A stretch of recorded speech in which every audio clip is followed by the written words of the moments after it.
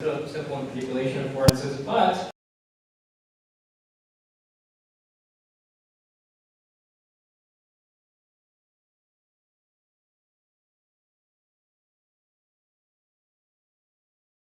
occasionally some affordances to support kind of abstraction and automation in these tools, but they're often bolted on and not very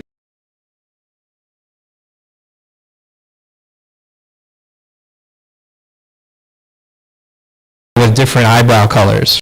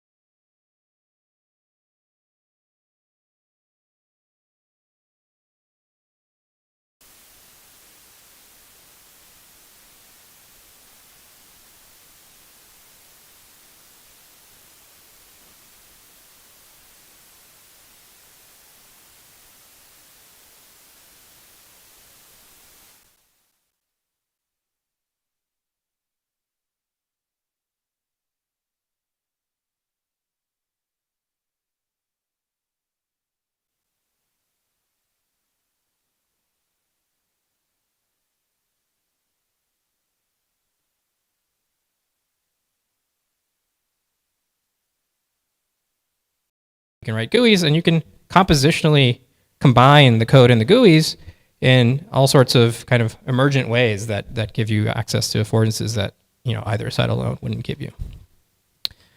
I'm going to kind of break down what we're talking about into kind of 3 parts.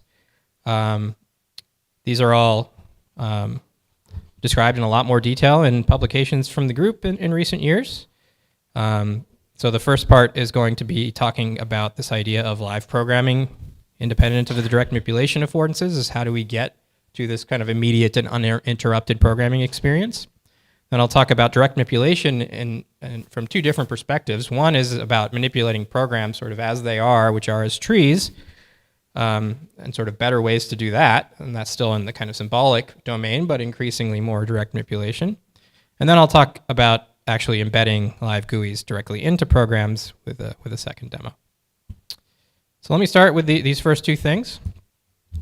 So apologies for those who have seen me give a talk before. I've talked about this endlessly over the years, also including at HATRA last year. So this might be familiar territory. But just to situate the problem, so sort of the difficulty with achieving liveness in programming really has to do with a fundamental level, the sort of definitional gap in programming systems. When we define a syntax or semantics, we sort of define the correctness conditions, but we don't define the meaning of kind of incomplete programs. And programs are incomplete a lot of the time, sort of during the development process. They can be incomplete in many different ways. There could be a syntax error, there could be a type error, there could be a runtime error, and in a collaborative setting, there could even be merge conflicts. And as you have certainly experienced, being in any of these states really limits your tools in really fundamental ways, because these are sort of like outside of the domain of the language definition. So when you define something like standard ML or Python or whatever, you don't really handle these situations. These are just sort of the negative space around your language definition. And we're trying to make these part of the language definition. So we've done a lot of semantics work to solve this problem. One of the key ideas is by maintaining an invariant during editing. So Hazel is formally what's known as a structure editor, meaning you're editing the program tree structure directly rather than indirectly through a parser.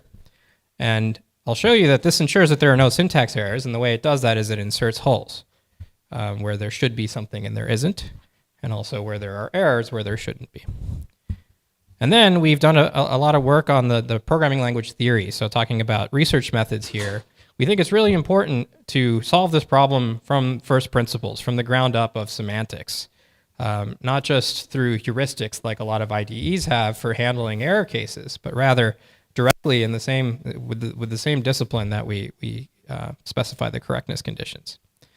So these papers develop syntactic, static, and dynamic semantics for programs with holes. I like to describe this as sort of a programming environment that is resilient to the cat walking on the keyboard. So every single editor state is syntactically, statically, and dynamically well defined. A million cats on a million keyboards could write Linux. Formally, that theorem is stated like this. This is we should have called it the cat sensibility theorem. We could make sense of a cat performing any arbitrary action alpha in terms of the static semantics here. Now don't worry about all the symbols there. You can go read the paper to understand that. But just talking about research methods here, I want to emphasize that this really allows us to establish in as clear a way as you can in our community that the statements that we're making about our design are not just marketing, right? They are actually mathematically true. We've mechanized, like all of the papers that I think are in this section of the talk have mechanized proofs in the AGDA proof assistant. So the rigor here, I think, is actually, it takes time, it takes effort. It's a lot of fun for students, I've noticed, to learn AGDA. But it does take effort. But on the other hand, it also means that we've solved the problem, right? These things all exist in the literature for everyone to refer to. Here's another theorem that said, so this is for edit actions on the syntax. This is for the totality of type error marking. So this was a paper last year at Popple, or earlier this year at Popple. So again, you don't need to understand all the syntax here, but the idea here is you never halt when there's a type error. You always kind of mark the errors with holes in the right places. And there's a semantics that says you did that correctly and completely. So there's a totality theorem there. Okay, so I'll leave it at that on the theory side. But there's a flip side to this problem as well, right? So some of you, maybe those of you in this audience are more amenable to this idea of structure editing. But there's a usability aspect to all of this work as well. It's not enough to prove a theorem. You have to actually solve the kind of human factors issues as well. So HATRA maybe is the perfect audience for this kind of talk, right? And if you look back at the history of structure editing, the first structure editors came out around the time of the Commodore 64 in the early 1980s. But they haven't really taken off except in a few limited circumstances. So I think Scratch is perhaps the most successful structure editor. How many of you learned programming using Scratch? All right, cool. So Scratch is a really interesting editor because it is taught to middle school kids. The way you edit with it is you drag blocks and you attach them to each other, and these things form programs, and the sort of shapes of the blocks tell you what things fit together and don't fit together. So this is really great. It achieves this kind of guarantee that all the edit states are programs. There's no kind of unparsable states here. But there's a viscosity problem. So that term comes from this literature on cognitive dimensions of notations. So this is a qualitative analysis framework for notations that allows you to state things like, hey, making changes to a program written this way is very viscous, right? It's like, swimming in maple syrup, I guess, is the way to think about it. So you have to kind of drag things out onto the side and rearrange the tree, kind of rotate the tree manually by like putting things off to the side and putting them back in together. Things that would take a very small number of keystrokes on a keyboard in a text editor take a very large number of like mouse drags and clicks. And so people typically sort of grow out of using Scratch at a certain point, not necessarily because the language is limited in some way, but because the editor is limited in some way. Now, of course, there are grown-up structure editors as well. Perhaps the most prominent one is JetBrains' MPS project. So you can see a little animation of it working there. So you can see this one's keyboard-driven. It inserts these kind of placeholders or holes as you type. But it is still fundamentally a tree editor, and so what you're doing here is you're inserting kind of code into blank holes, very kind of straightforwardly left to right. But once you start doing anything involving deletion or selection, those operations hew to the tree structure of your program. And the problem with that is when you're rendering these things in sort of linear text, things that are close to each other visually in the text may be very far from each other in the tree because of things like operator precedence. And so things that you expect to work, like pressing backspace on a plus to change it to a times, you press the backspace and it deletes one whole subtree of the plus node because it has to stick to a tree at every state. And so there's been some studies on, some user studies on MPS. This paper, this figure is a little bit difficult to read without access to the paper context, but the idea here is insertion tends to be pretty accurate in MPS, but deletion and selection are perceived as sort of inaccurate with respect to the intent of the programmer, right? They're actually very accurate with respect to the tree structure, but that's not the way you kind of think of the program as you're looking at it. You're thinking of it as text, and it's not acting that way. So this is another instance of the viscosity problem. Here's a quote from a study that we did that used MPS as one of the comparison groups.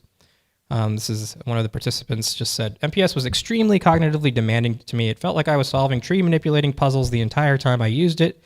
The worst part by far is the lack of Scratch workspace. Okay, so I don't know, maybe they had used Scratch, which does have Scratch workspace, but in any case, people found it puzzling. Actually, 3 out of our, I forget how many, 9 or 10 participants explicitly mentioned the Towers of Hanoi problem in their feedback.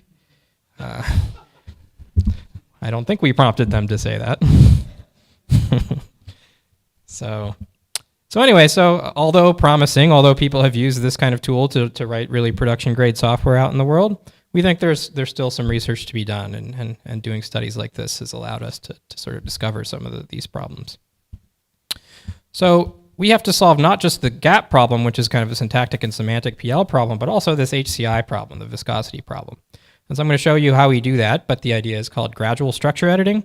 It allows us to directly manipulate the textual projection of the tree structure without actually kind of getting rid of the tree structure, right? It doesn't go all the way back down to parsing, but it kind of destructures the structure in a certain way to avoid having to think in terms of tree transformations. So the best way to explain this is by showing you this. So let me switch over to demo.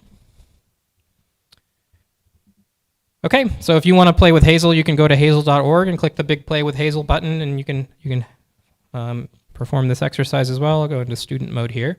So we're using Hazel in the classroom. I'll show some data after the demo on some of the results there, but a few hundred students have used Hazel now to do programming exercises. A little bit more complicated than this one to write the Fibonacci function, but just for the sake of simplicity, I'll do Fibonacci. Okay, so we have this nice exercises mode that takes them through an exercise following this kind of recipe where they write tests first, then we test their tests, and then they write their code, and then we test their code. So to start, we give them kind of the type signature of the correct implementation. Hazel is a functional programming environment, so if you're familiar with languages in the functional tradition, this should be pretty familiar. So let me start by writing a test. So we can write the test keyword, and when I press space, you can see already that something kind of unusual happens here. So instead of just entering those characters, Hazel's sort of editor, it's kind of like a parser, but it's really a structure editor internally. It notices that the test keyword takes kind of an argument or a sub-expression, so it leaves this hole there. I think the contrast is okay, or can people see this in the back? So the hole is this little hexagon. In fact, the cursor actually looks like a angled hexagon to emphasize that there's sort of a block structure to Hazel programs, kind of like in Scratch. And this hexagon's a hole. So it says we need to fill this hole with an expression of type bool. Tests are just booleans that we fill this hole with. And then you can see what's popped up kind of next to the cursor as we move around is this reminder that the test keyword has an end in this language. So we need to add the end keyword when the test is finished. So this is what we call a syntactic obligation. This is something that the structure editor needs you to place at some point when you're done filling this hole. So let's write a test.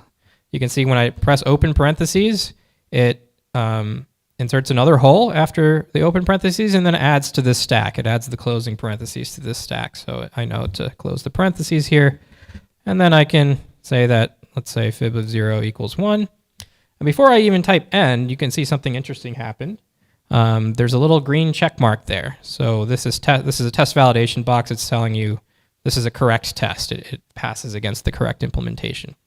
So notice I didn't press run. I didn't go to my terminal and compile this. I didn't have to deal with the syntax error that exists here, that there's an end that's missing. it just immediately gave me that feedback that I was correct. And if I had kind of misunderstood Fibonacci and put 0 here, I'd immediately get that feedback that no, that's not the base case of Fibonacci. Okay, so you can end that. You can make some more tests. I won't write all the tests here.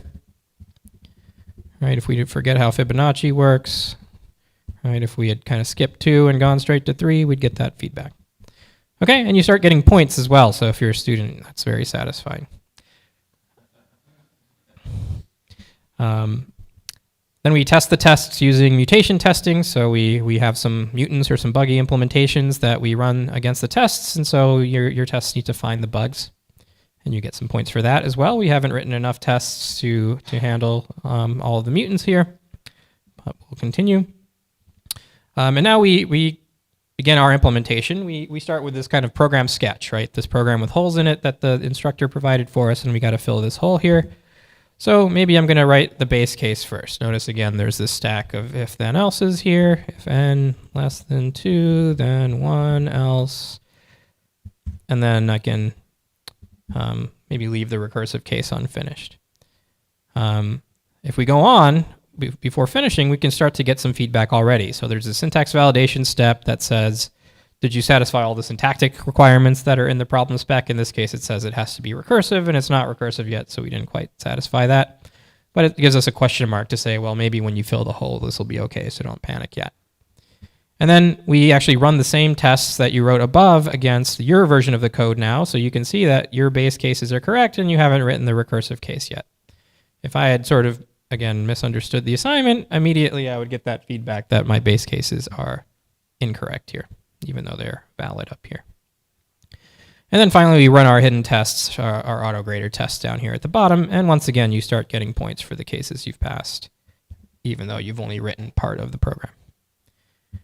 Okay, so hopefully that gives you a sense of some of the basic ideas behind Hazel. You might have noticed that there's always typing information down here at the bottom. There's also a in-context language documentation system on the right. So if you forget how if-then-else works, you can go over here. It's actually really useful in lectures for me to hover over these things, and you notice how the corresponding parts of the code corresponding to this description get highlighted, so I can kind of point at things in this way. Okay, so we put a bunch of effort into this. So let me talk a little bit about how that's gone. So this structure editing approach that we have been working on, we evaluated it in a paper at VLHCC. So we compared it to both VS Code and to MPS, which I talked about earlier. We compared it both for transcription tasks, where basically a student is asked to kind of transcribe a piece of code, and modification tasks, where they take the code that they transcribed, so they've already kind of internalized it by transcribing it in the first task. And we asked them to modify it in certain ways, to kind of refactor it, pull out bits of a function into a helper function, add new arguments, etc. And I won't ask you to kind of understand all of the data here, but roughly the idea is that gradual structure editing is about as productive as text editing, and more productive than MPS for code modification tasks in particular, because of the problems that we observed, or the study authors in the other study observed, that deletion and selection are not quite as viscous. So here's another study design that I think is quite interesting for this problem. We developed these heat maps that allow you to kind of see what code was sort of in a code modification task. What code was darker colors means that that code was inserted by typing or retyping in many cases from the original code, whereas code in lighter colors was code that was preserved from the original code that they were being asked to modify. So you kind of want less retyping, so you want less bright colors. So you can see on the left, that's kind of the baseline. Of course, you have to type things that are new. You have to type things that didn't exist before. So there's some colors here.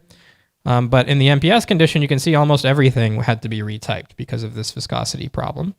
And then in the Tyler condition, which is what we call this, the kind of generalized version of the system in Hazel, you can see that the patterns look a lot closer to the text condition than to the MPS condition. And so this was another method that we used to kind of get at this question of viscosity. Okay. As far as feedback from students in the course, we've used it in a PL course that introduces FP, and students are asked to complete kind of a few hour long coding task or a series of coding tasks. Think like intro to functional programming, maps and folds, and things like that. We've also done a little bit with programming language implementations as well. I think that the key result here is that unlike many other structure editors, there's really not a need for a long tutorial. We give them kind of a 5-minute crash course on how to edit in Hazel. We tell them treat it more or less like a text editor, except it has these holes in this backpack. And people are able to use their text editing intuitions to edit code in Hazel. Here's a very selected piece of feedback. Obviously, there were people that were less enthused than this very enthused person. But anytime you get multiple exclamation points in student feedback, you think you're doing something right. I won't read it, but people liked it. Some people sort of didn't like it as well. Okay, so we are now iterating on this design. I think that's a really important research method in this space. You're not going to get it right the first time or the second time. In fact, there's really 2 papers on Tyler, and we intentionally called the first paper Tiny Tyler and the second paper Teen Tyler because we knew there were going to be more iterations, right? So like we're finally getting an adult Tyler, hopefully soon. Yeah. So do you have these metrics saying that you are unstructured text and generate code? Is there any data or are you looking at any studies on how you go above and beyond using the plain text code editor, that the structure editing is helpful in like avoiding mistakes or otherwise making people more productive? Because I assume that would ideally be. Yeah. Yeah, I think some of the semantic feedback, so there was a different paper on that sidebar that had the in-context language documentation. We didn't quite get to like a really thorough study there. We just asked some survey questions about people's use of that sidebar, and people generally were positive about it. I think there's definitely more to do on. Yeah. Absolutely. Yeah. Yeah.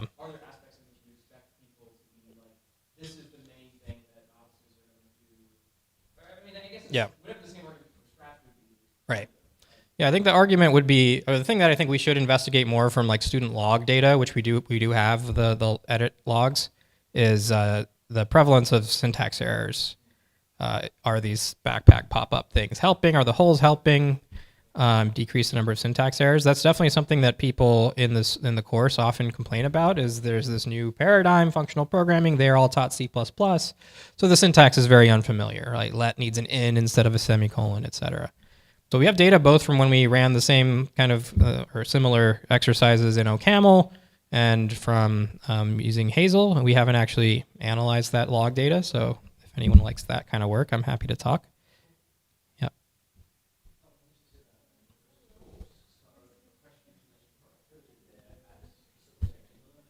Learning, yeah.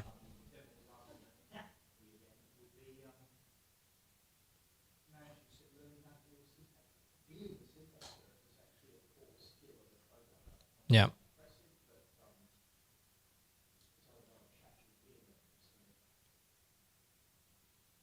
Yeah. We don't have any formal comparisons. Obviously we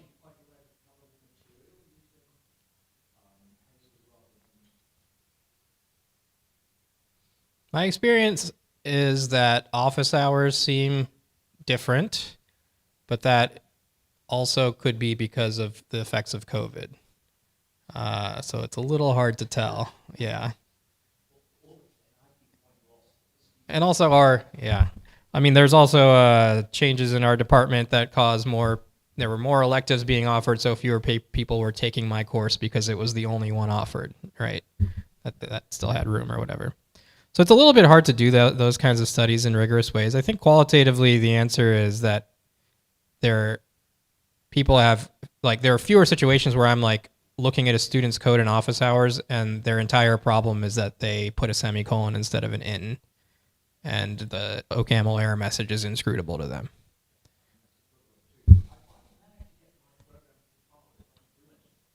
Right.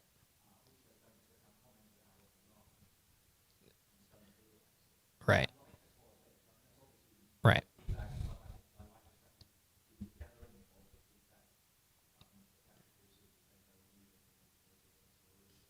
Right. Yeah. Yeah. There's lots of threats to validity there because students knew that we were the ones that developed the tool, and so they're kind of how much you could publish. Yeah. Uh-huh. Okay, we can chat more about that. So this isn't sort of a summative sort of set of results here, right? This is really just I said initial feedback. I think with any sort of complex design like this, there are lots of factors that come into evaluation.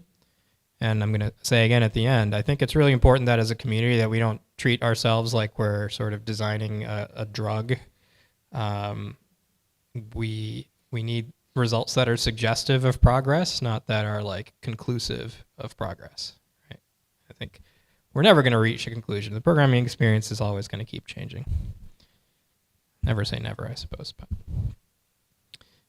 okay, so that was this work on live programming and direct manipulation. Lots of papers you can take a look at there. Now I want to talk a little bit about can we move beyond this kind of symbolic textual code and embed GUIs directly into programs. So let me give a different demo. So one thing you can do in Hazel right now is you can like turn numbers into sliders by clicking this little link here. And now you can create a weird Fibonacci that has like more base cases or whatever. Okay, not very useful, but fun. Let me give you an older version of Hazel that has some more elaborate case studies.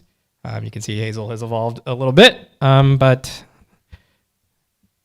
I'm going to give you some examples of interesting things. Okay, so let me give you a really simple example. So if I want to define a color like Hazel green, instead of writing an RGB quadruple like that, that must be some sort of green, right? Because the green channel is more than the red and blue channel. I don't know which one it is. I don't know how to select the one I want. So instead, I can use this kind of we call it a live literal or a live lit, not to be confused with live let. Live lit. Okay. Okay, so the idea here is you have this color chooser, you can manipulate it directly, and what it's acting like is a macro. It's like a graphical macro system. In fact, it has a hygiene discipline. Why does it need a hygiene discipline? Well, it's because there are sub-expressions within livelets. So this isn't just a text box or a number box, it's actually a sub-expression that can be filled with any Hazel expression. So I could put like a variable like baseline in here, and then I could put an offset variable in the green channel, and I'll leave that as 100 for now. And then I could go up here and define that variable as normal Hazel code. So let's say baseline is 100, and then I want 100 more offset. So you can see as soon as I filled those holes, it was able to live evaluate and show me what exactly that color that I had entered manually there looks like. Maybe I want to explore a little bit. So what I can do is compositionally, I can replace these number literals with sliders. And these are parameterized by their lower and upper bounds. So I can say the baseline slider is from 0 to 255. And then the offset slider, we know we're adding the baseline and the offset together, and RGB is such that you can't have them add together to be more than 255. So we want the upper bound of the offset slider to be 255 minus the current value of the baseline slider, so that they don't add up to be more than 255. So now I can kind of, actually before I do this, if you haven't seen this demo before, I'm going to slide this slider. Which direction and which shape do you think the color circle is going to move? Exactly, right? It's hard to tell because there's some weird square projection of the color space on the screen. You could like do the math and figure this out, but it's like a lot easier to just kind of see it, right? Looks like it's tracing a semicircle in this color space. That's kind of interesting, right? They're linear equations, but it's tracing a curve in this space. This one's an orthogonal semicircle in that space, right? So you get these kind of emergent behaviors that occur when you can really rapidly change your program. What's really happening here is I'm like writing a different number really, really fast into the program effectively, right? But I can do that using direct manipulation affordances. And now I can use this color anywhere later in the program as a for tuple. Yep. No. Well, you can, but it like overwrites the, yeah. I'm going to talk about some of Brian Hempel and Ravi Shug's work on output-directed programming later that I think could be integrated with this, but is not to make that work. It's kind of a ill-posed problem fundamentally, is like, which of the two sliders should you change? Yeah. Yeah, yeah. You can use heuristics or offer options, yeah.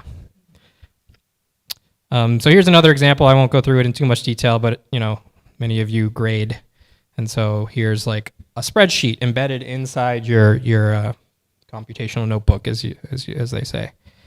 So what I can do here is I can compute Andrew's assignment 1 grade by taking, let's say, the max value for question 1, and then here's a qualitative question. So I'm going to give myself a floating point slider from 0 to 100 minus Q1 max.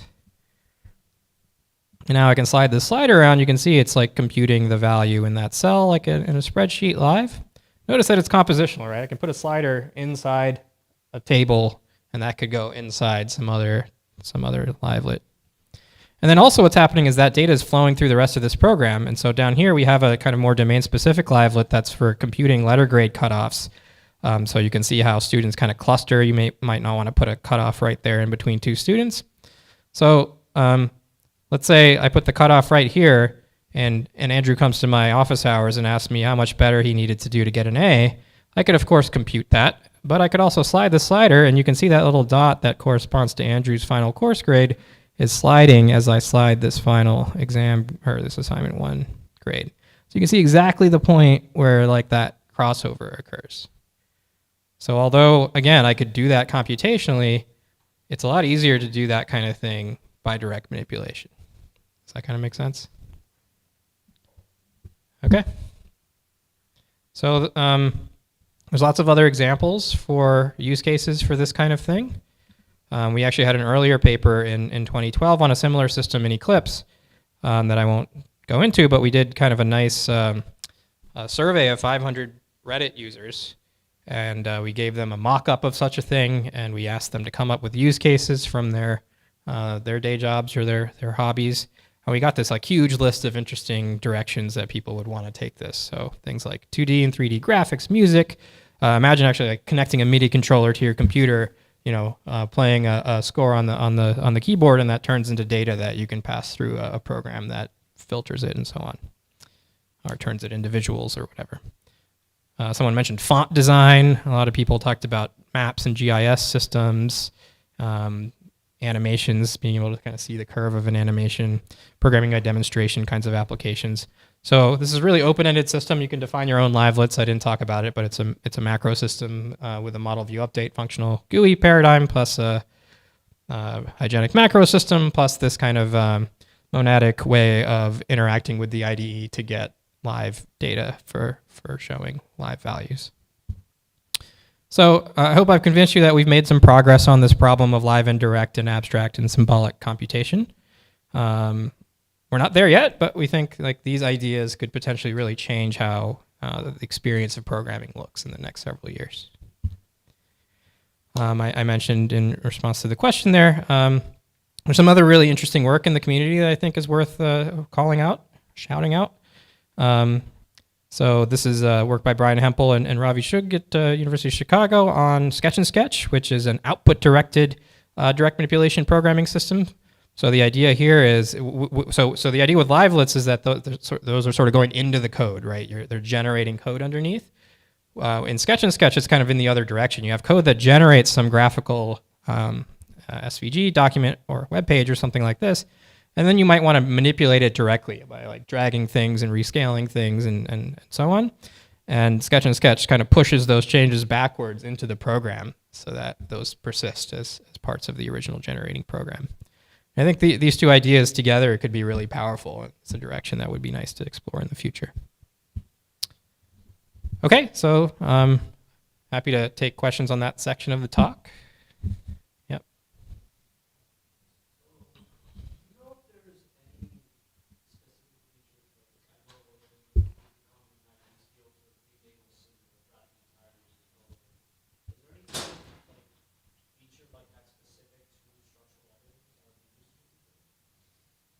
Yeah, I think what's So a lot of work on structure editors has kind of focused on higher level edits, like tree edits that, like imagine most of your coding was things like, I want to thread this new argument through this function, and I want to extract this method, and I want to rename all the uses of this thing, right? And then sometimes you write some new code and it's from scratch.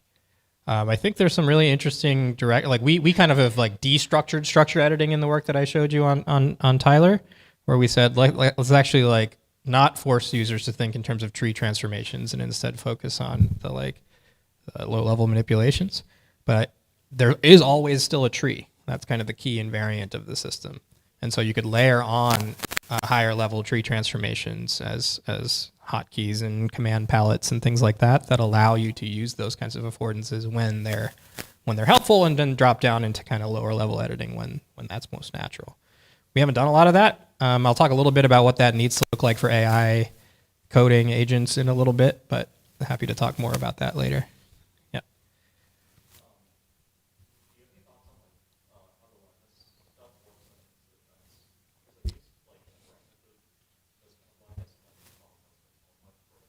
Yeah.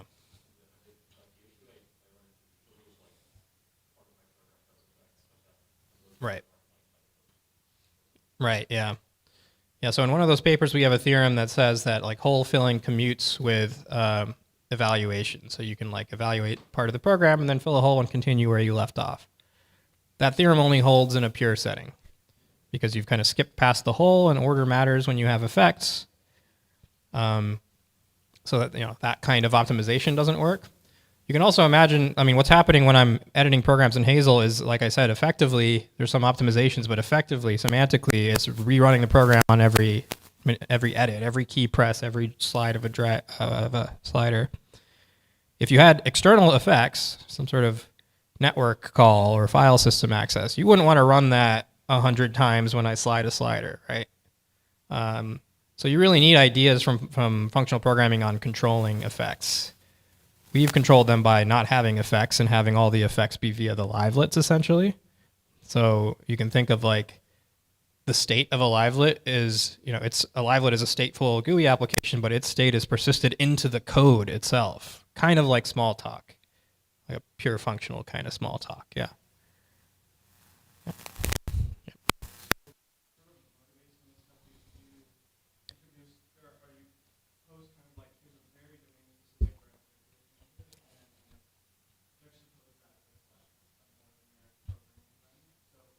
Yeah.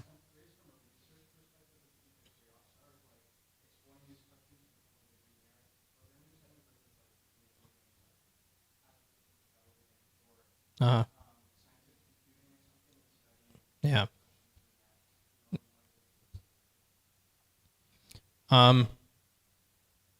Exactly those two applications are kind of the next things that we're thinking about. So good you mentioned those. I'm a big fan of kind of extensibility. My graduate work with Jonathan was on language extensibility. So I'm a fan of domain specific affordances, but I think they should be as like composable, modular, easy to reason about in combination libraries within a general purpose setting. So that's kind of motivated the design here, where I'm like, okay, let's say we have a general purpose environment. How do we like embed a color chooser into it in a way that doesn't require, like VS Code has color choosers if you're editing CSS, but that's built into VS Code for specifically that use case. Whereas we have a composable and hygienic macro system that has a lot of nice reasoning principles. Now, the general question of like how to evaluate, it's often expediency, right? Education is a very natural thing as an academic researcher to study because I have to teach this class anyway. And I only need enough libraries to support assignments 1 through 6, right? I don't need support for everything. Web development and data science, the other two that you mentioned, are also kind of nice in that way. It's like, once you have enough data science primitives, people can kind of write data analysis code. You don't need an open-ended set of libraries to do many things. Same with GUI applications. You need a GUI framework, right? You need kind of one thing. If you were to implement all of these ideas in a general purpose language with lots of libraries, I think you could do a lot more interesting kind of case studies and things like that at the cost of both substantial engineering effort and probably a lot of like thorny problems like uncontrolled side effects that you would have to have some sort of answer for. Now, interestingly, you can go into Chrome DevTools, and if you write simple JavaScript expressions, it will like live evaluate them as you type now. I don't know if they looked at our work or not. I'm not claiming anything there, but it has to do a purity analysis, and that purity analysis is like very approximate, and it can't handle anything that involves like multiple function calls, things like that. Yeah. So there's trade-offs there, and we've been working in a kind of like design it from scratch, reinvent the world kind of way, which I think is like a hallowed tradition in PL research, but has trade-offs.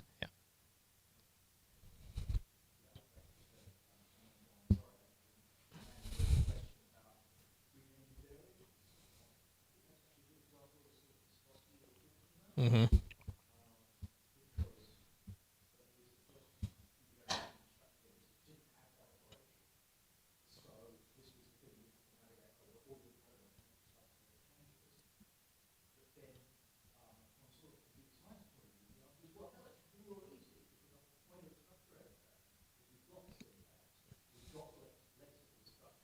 Yeah.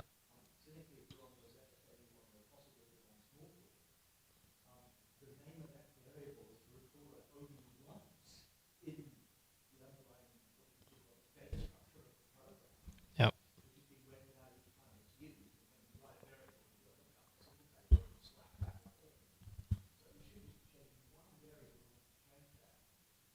Mm-hmm.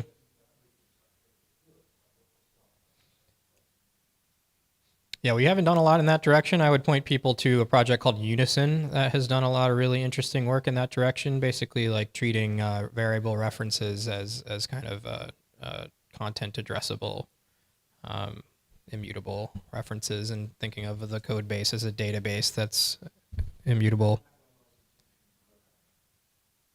You think they were inspired by that? Yeah. Yeah, I mean, lots of people have worked in this space, and I think there have been good ideas and ideas that haven't panned out. And yeah, it's an interesting design space. Sorry, I didn't hear that. Okay, let's be rude about AI. Okay, so let's move on. All right, so I want to talk about a little bit about AI assistance, because obviously this is going to be a big part of the future of the programming experience, whether we like it or not. How many of you use a tool like Copilot? Okay. So this was a fun image from the cover of CACM last year. How many of you would trust Copilot or ChatGPT with control of the airplane you flew here on? A little premature communications of the ACM, a little premature. All right. But if you go look at the marketing copy from OpenAI and so on, you get numbers like this, right? I don't know where the data comes from. I'm going to critique it momentarily, don't worry. All right. So they say 55% faster coding, 46% less code manually written, I suppose, and my favorite number, 75% more fulfilled. I'm really curious how they measured fulfillment here, but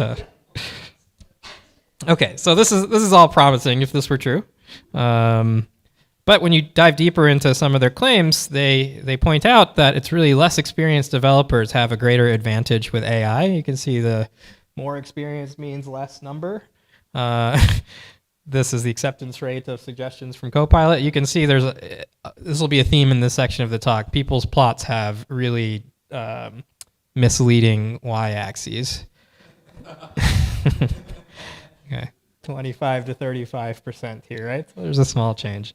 But I think this is probably your experience as well. Likely you're all more experienced programmers in this room.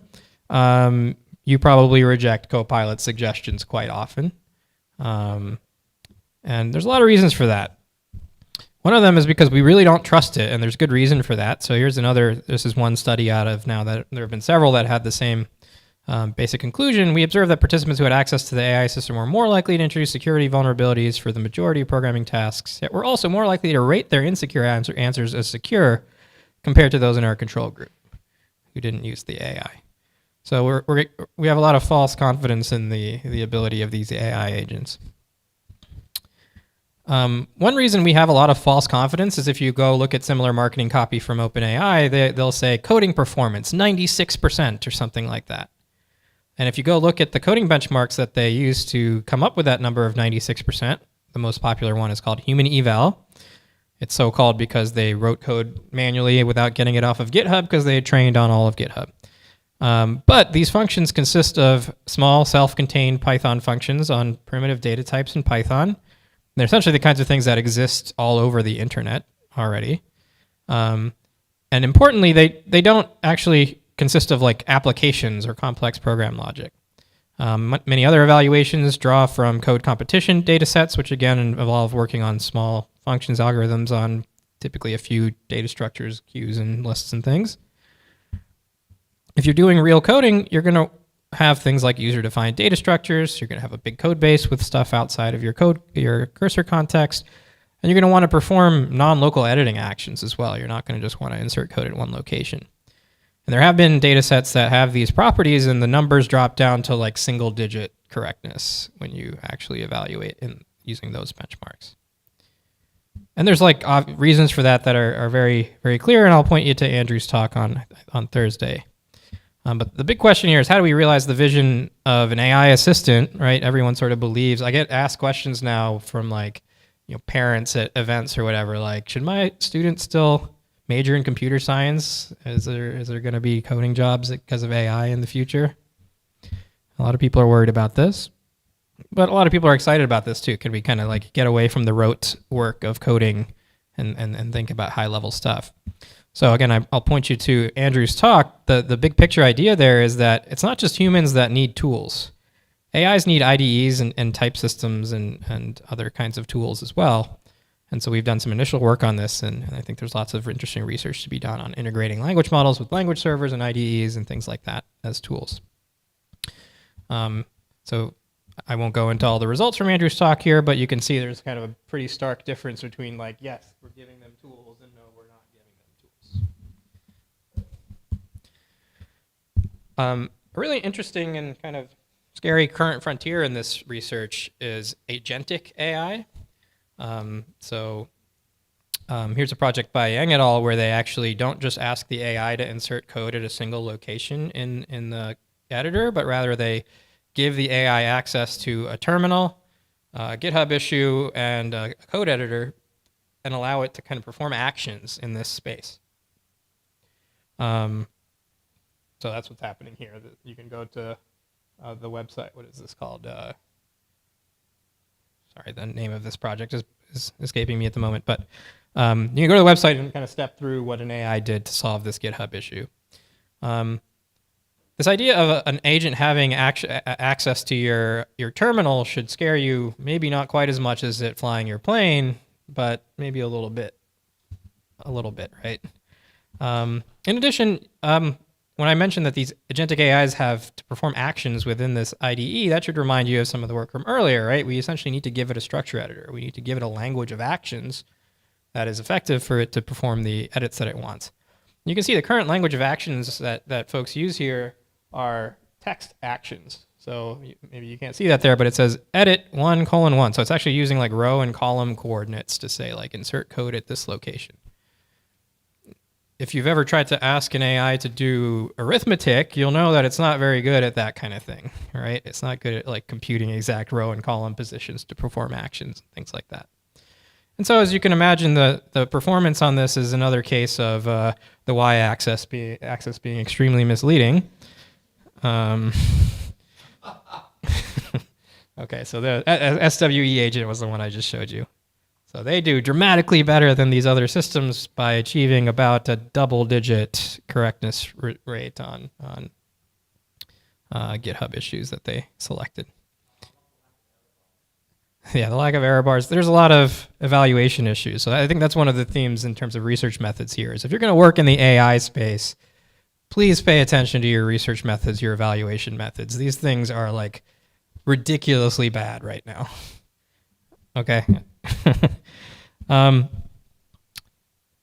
So that's all I'm going to say really about this. I'm happy to talk more about it if you'd like. There's lots of opportunity here to both like advance the state of the art in programming and the programming experience, and also like do good research, rigorous research.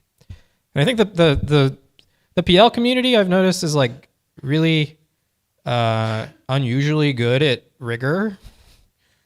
Like I've been reading a bunch of archive papers, and that seems to be the standard in machine learning, to just kind of put your paper out on archive, and if people cited it, it must have been good, right? I think we can do better than that. Anyway, another thing that should probably scare you is this general idea of this agentic AI. So I'm not going to explain this whole diagram here. I presented this idea at Hope at ICFP, the Higher Order Programming with Effects workshop. The idea here is like, what if we could use programming language techniques to actually control the capabilities that an AI agent has? The core idea here is you have some safety policy that really amounts to giving the AI some interface that is governed in using object capability systems. And that would allow it to sort of not exceed, like provably not exceed the capabilities that have been established. And then you could also prove properties about those capabilities separately in some sort of what we call the bastion, right? Some place that the agent can't go and like write fake proofs. So happy to talk more about this, but I think it's really important to like worry about this now, right? I just saw an interesting tweet about an AI being given access to a Minecraft server, and it can perform actions in Minecraft, and it's, it does the classic scary AI thing of like really over interpreting your command to keep you safe by like building a wall around you. Right? Like it did that in Minecraft. Like it's not a hypothetical. Real life Minecraft. All right. So I don't have a lot of slides on the specification verification front. I think this community has a lot to say about that. Basically, all of OOPSLA will be about that topic, so I will not say too much here. I think it's increasingly important, both like to systems designers. You can see the systems research communities are really like buying into verification in a way that I think I haven't seen in my shortish career, and I think that's exciting. Real like networks, network protocols are being verified at Microsoft and Amazon and so on, and building good tooling for that is really important. You've seen things like because they've really focused more on developer experience. And also in the AI setting, if AI does indeed take off and become really useful, then our role as programmers will be increasingly verifiers rather than implementers. If we can specify exactly what we want in some formal way and then verify that what the AI gave us meets that specification, we're going to feel a lot more comfortable with the output not having certain kinds of security vulnerabilities than we would if we have to use our erring human cognition to verify the results. We've seen, like that paper I cited, that people are optimistic without reason about their ability to do that. Okay, so again, happy to talk more about that in the future. Now I want to talk about kind of wrapping this line of research up as sort of a vision for a bigger picture vision for the future and a little bit more technical work. So this idea of a computational commons is something that I've been talking about for many years with many of you, but I want to kind of like lay it out here in the context of science, science, not necessarily just computer science. So here's the vision. So what if all the scientific artifacts being generated by thousands of scientists, so think like computational notebooks, publications, data sets, analyses, etc., and then also in collaboration with safely sandboxed AI agents, of course, what if instead of them being a bunch of little individual sandboxes, right, little programs in your GitHub repo or little notebooks in your instance of Jupyter, what if they instead formed a single planetary scale live program? In other words, we're all editing the same giant program the size of Wikipedia or the internet or whatever. And that data, it's a live program, so it's being fed by data from all the sensors on and around the planet, satellites, ground sensors, ocean sensors, etc. And the results are being updated live. So I'm thinking about this in the context of like environmental scientists, right? They continuously need new data flowing into their models. The models flow into each other. These form large-scale models that inform policy at the UN and things like that. At least that's the ideal story. Could we do that? Could we write a program that big? The answer right now is definitely not, right? None of our runtime systems support that. Yeah. Can we trust each other? Yeah, that's a great question, right? Yeah. So in this environmental science application domain, when talking with Anil Madhavapeti about this, for example, he points out that they have this data set of endangered species locations that have been tracked. And if you make that publicly available, then poachers will immediately go and use that and go like kill the rhino that they found. Yeah. Yeah.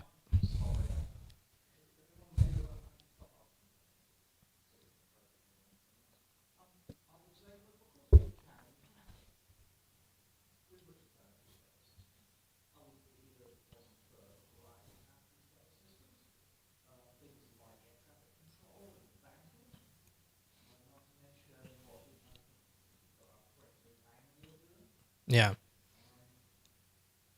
Yeah, I'm not implying that we haven't written large. Yeah. Yeah. I think yeah, those are good examples. Yeah. Hmm. It might, yeah. In conclusion, we should all use Minecraft. Yeah, you're right. I mean, I'm more thinking about like the default. So, I put by default at the end of all these criteria. I think the idea really that I have here is that defaults really shape human behavior. And the defaults in scientific computing right now are like you create a notebook and it's private. And to share it, you have to like go through a bunch of hoops. You create a paper and it's disconnected from the notebook that produced it. You can't import functions from one notebook into another because we'll rerun the whole notebook, including all of the other analyses and all the data loading and so on. So there's all sorts of like problems specifically in scientific computing that may have solutions that air traffic controllers or whatever have come up with. I'm not saying that like we don't have any ideas in computer science here, but I think there's like a design here that doesn't currently exist where like the default use of scientific software is to contribute to a planetary scale live program that has all of these properties.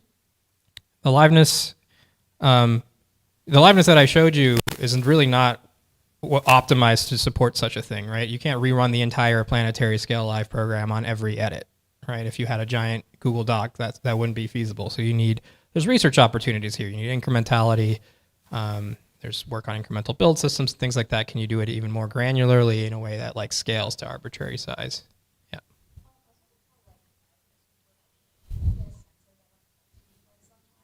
Uh-huh.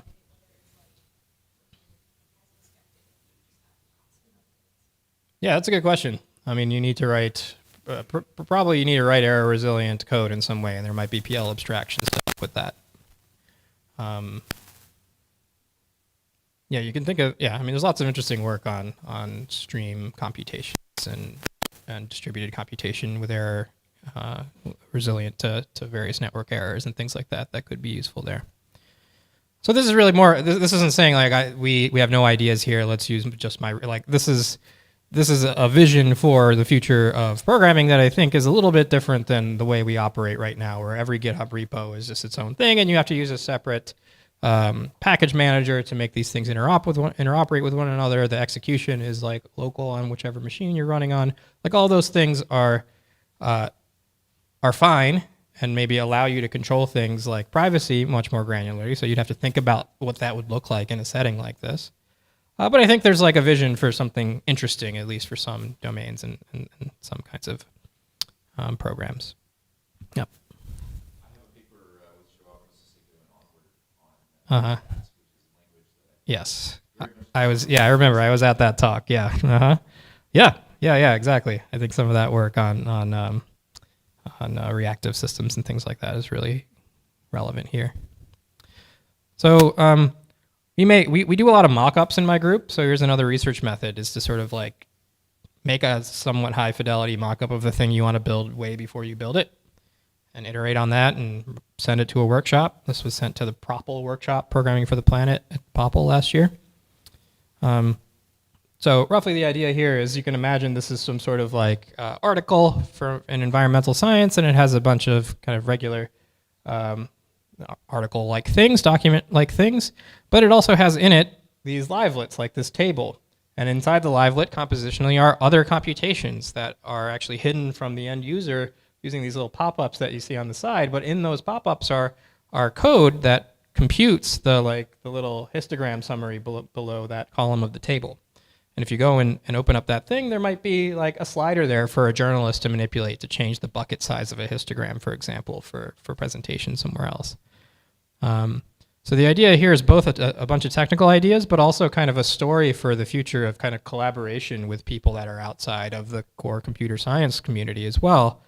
You know, something like this without the pop-ups on the side could be read by a journalist, and then perhaps the journalist could even learn a little bit of functional programming or manipulate some sliders or whatever and kind of get the idea slowly. So this kind of continuous deformation of end user systems all the way down to like advanced programming systems, I think, is a really important design dimension that I care a lot about.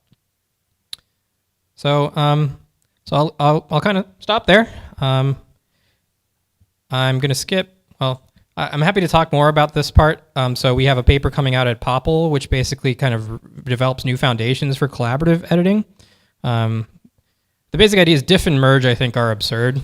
We throw away the edits that we actually make in the editor and then ask it to guess what we did using the diff algorithm, which is a heuristic algorithm. In particular, it doesn't understand code movement, code relocation very well. So what if you actually had the edits in a structure editor? Could you design that edit action language to be commutative?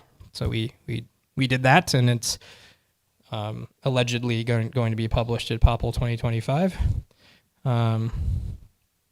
So I won't go into the technical details here, but happy to talk more about how that works. So let me just return to this slide. I think it's really never been a more exciting time for programming experience design. The sort of confluence of technical ideas and capacity in the computer science community is at an all-time high, and so I'm pumped. Just a summary of the research methods. So I think it's important to apply a broad range of research methods when working in this space.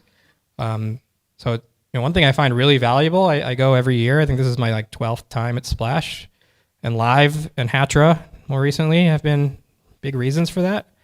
Early design space explorations are super important. I know I do a lot of work that has a bunch of theory and stuff in it, but that doesn't have to happen first. I think it should happen at some point when the ideas are mature. But early design space exploration is super important. It's super fun to see all the demos that people give at things like this. If you have something you want to demo to me, I love seeing demos. You also need things like cognitive theories to justify design decisions, right? I say at the bottom, evaluations in context of use. We aren't physicians. Results may be suggestive. I think you need qualitative and cognitive and theoretical kind of justifications for design decisions for complex things like programming languages. So cognitive theories like cognitive dimensions. I know Will's done some cool work on working memory. There's lots of cool work out there that I think we should be really harnessing to justify design decisions. And then things like core calculi to establish kind of the key properties and the key ideas in their essential form. And then also I think it's important to do full-scale implementations of these kinds of tools. They don't have to be practical for broad deployment, but practical enough that I can do a demo like I showed you and it doesn't feel like it's a research tool exclusively, right? It could be something you could imagine yourself using. I think it's important to do that. We should probably coalesce on a few of these tools as a community. I think there's a unique opportunity right now in the next 10 years, if AI does pan out, to port. The problem, there was a cool paper, I think it was a distinguished paper about 11 years ago or something at UPSLA on the factors for programming language adoption. And number one was library availability. Suddenly we have these systems that can transform from one language to another really well. If we could use that, it's a unique opportunity to transition away from all these legacy systems that we've been using due to network effects and inertia for the last 40 years. So let's build the thing we want to transition to, and then eventually we'll be able to transition to it with, a nuclear reactor worth of energy at some point. Okay, so thank you. My group's work is definitely the result of a large-scale collaboration, dozens of students. I think I've had 100 plus students working on various projects that I've showed you over the last 5 years. But special shout out to David and Andrew, who have done really the bulk of the cool Hazel implementation work over the last several years. And thank you to the NSF as well. So I'll leave this up and take more questions if we have time.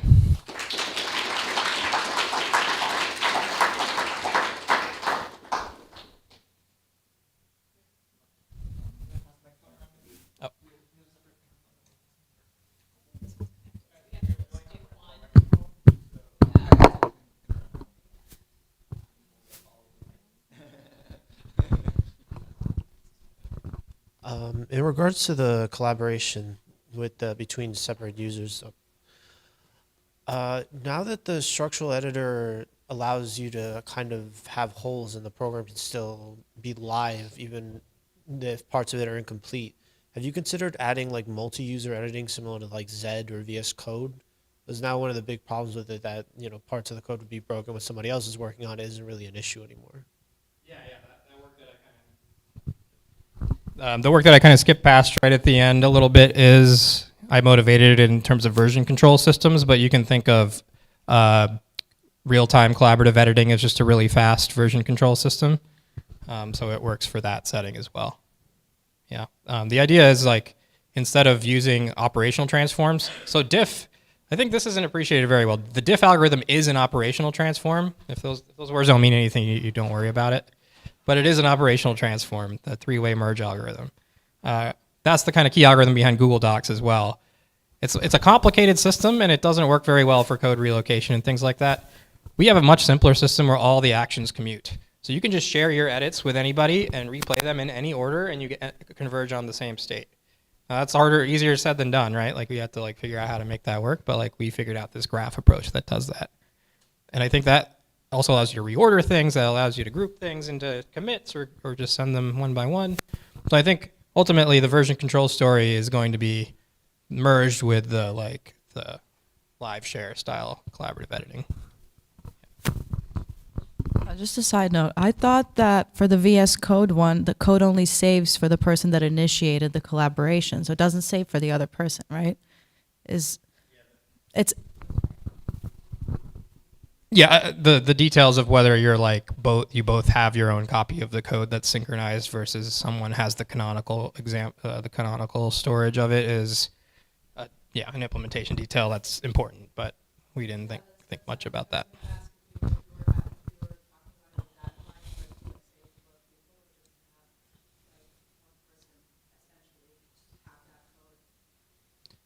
Yeah, our paper kind of thinks of it in the distributed version control setting, like Git, where there's no like canonical location for the code. But if there were, it wouldn't be problematic either.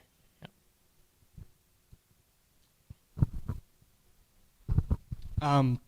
I'm curious if you could dig into the like planetary scale program idea a little bit more. So you presented a lot of interesting features that might be required for such a thing to exist, but I'm curious if you could like paint a richer picture of how the qualitative experience of a scientist might change if we are able to build, you know, a rich live composable notebook environment like that.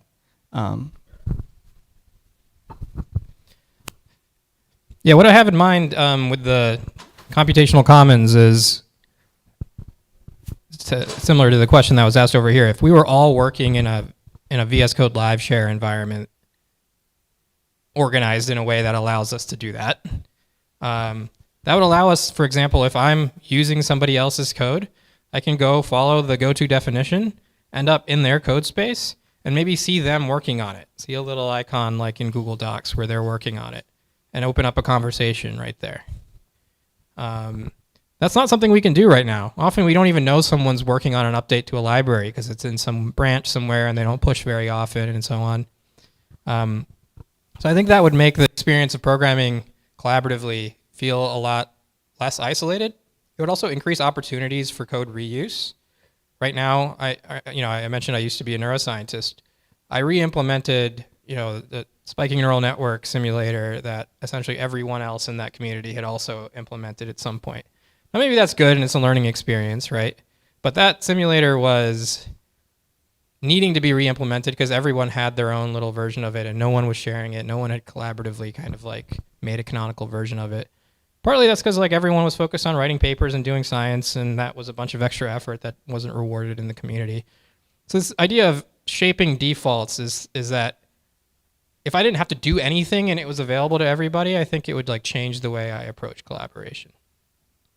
Now you do need to control things like, you know, if I'm relying on someone else's code and it's changing out from under me, I don't want it to, so you need to be able to pin to versions and things like that. I'm not like dismissing all the practical concerns, but I also like to tell people I think there would be some like beauty in the chaos of everybody working in the same live share environment. Yeah. Does that answer your question? We can talk more if you want. All right, first of all, 2 words. Programming metaverse. That's what you want to build. Anyways, separate from that. So,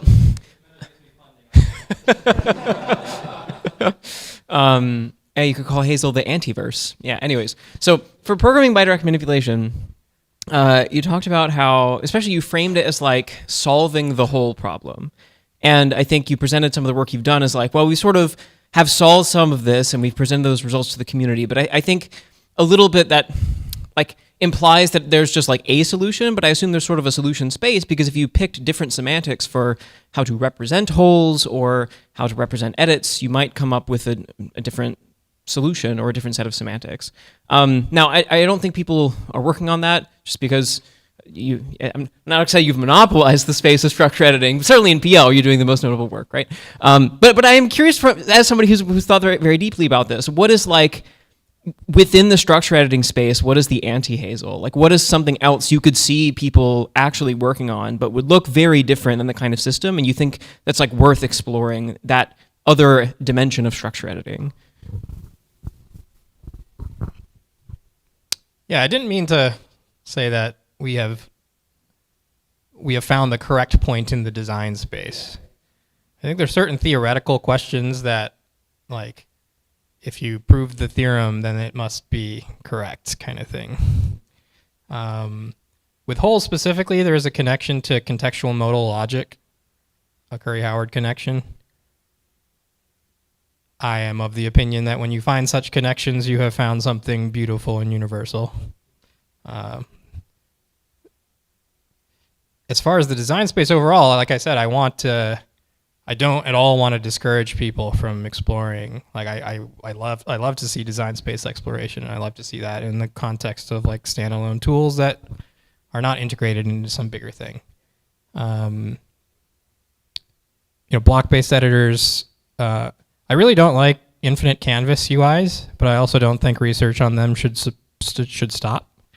My complaint about infinite canvas UIs is that you attach to every construct, you attach 2 floating point numbers, and the information cost in terms of like having to control all that stuff outweighs the cognitive benefits at any scale or any appreciable scale. But at the same time, I've seen lots of cool infinite canvas UIs, and I get inspired by them all the time. So, I could probably come up with more ideas that I think are questionable that I hope people keep exploring, but maybe we can talk later. Yeah.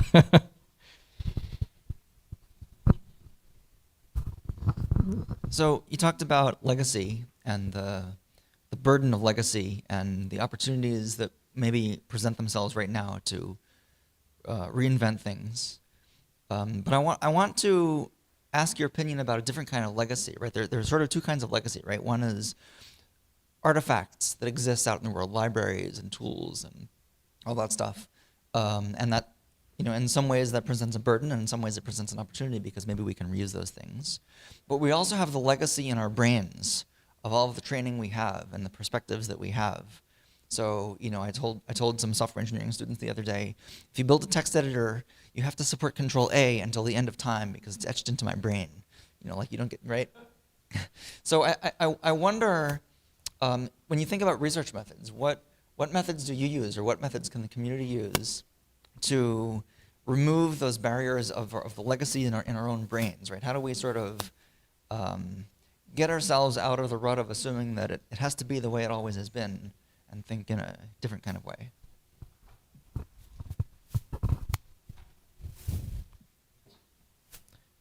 I think if I had an answer to that question, the like presidential polling would look very different. Um, like you,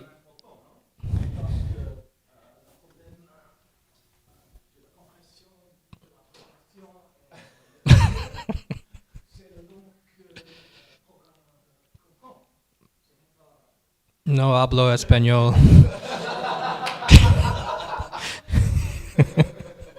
I don't know what.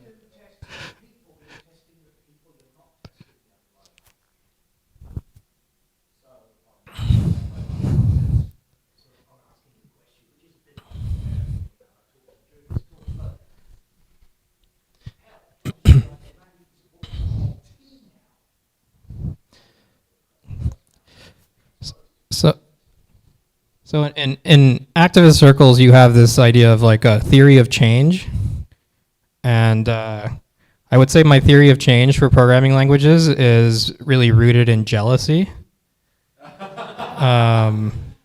I want to build really incredibly beautiful things that make people, when they go back to their day jobs, feel like they're living in 1982 programming on a Commodore 64. And then those people will engage all of their networks and resources and start building things into like Chrome dev tools that do live evaluation, right? Like I don't have the resources as a academic researcher to do all that stuff, but I do have the ability to like solve problems that have no market right now. Yeah.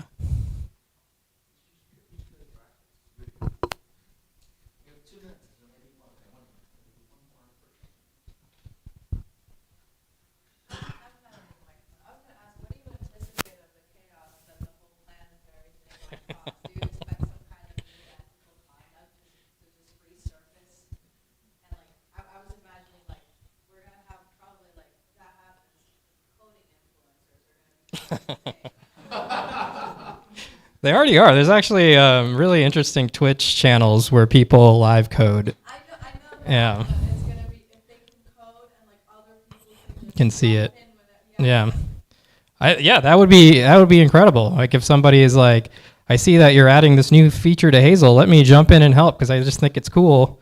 And the friction to do that is like very little. There's going to be chaos, right? If some random person just starts jumping in and editing my functions and cleaning things up, but that it's going to require me to talk to them and connect with them and come up with protocols. There's a really interesting book called Good Faith Collaboration that talks about the early history of Wikipedia. At that time of the internet, there were maybe 100 internet encyclopedia projects. And Wikipedia succeeded because I think the book argues in pretty vivid detail because you didn't even have to log in to edit a page. So people did all these little drive-by edits and then felt like they were immediately contributors to Wikipedia, even if they just fixed a typo.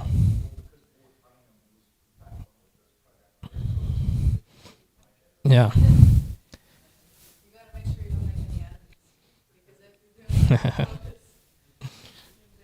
Yes, true. Okay, thank you so much to Cyrus for this amazing keynote.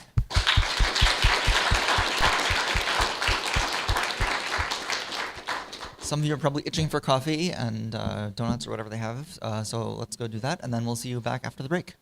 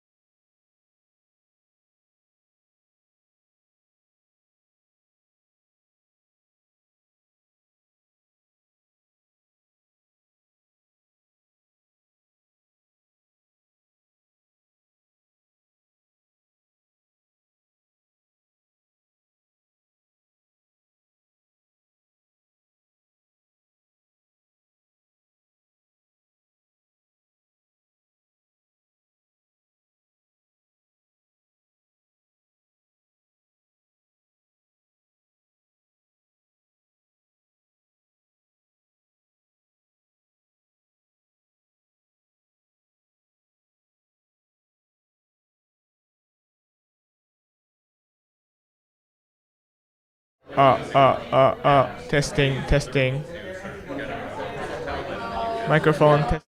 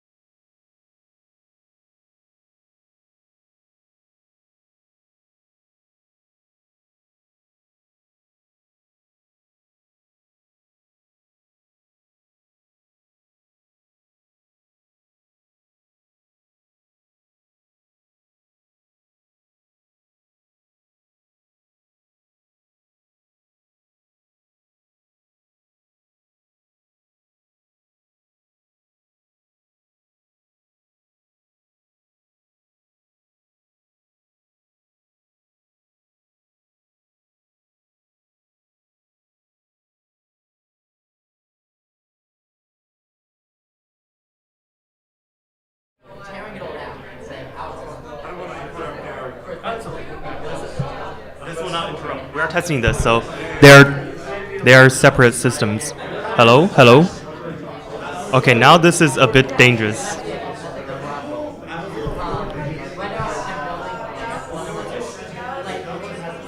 How large is the gain over there?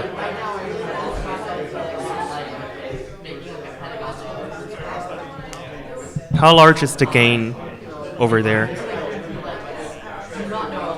Okay, it's actually good. Good. I think it's good. Uh,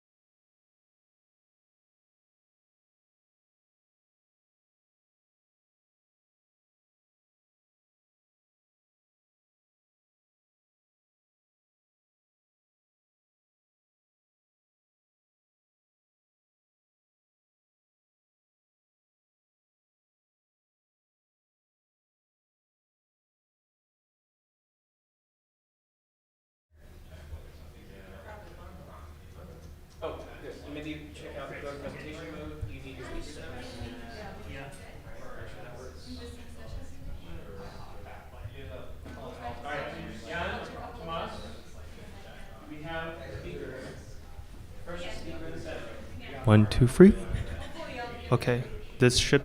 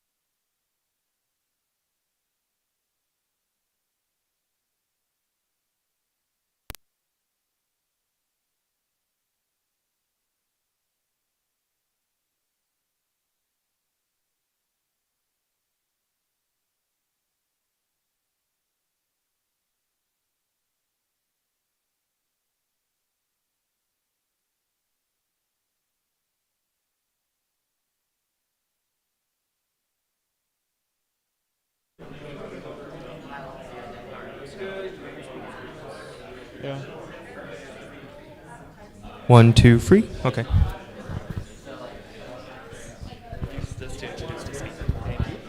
Hello. That's the singer's distance.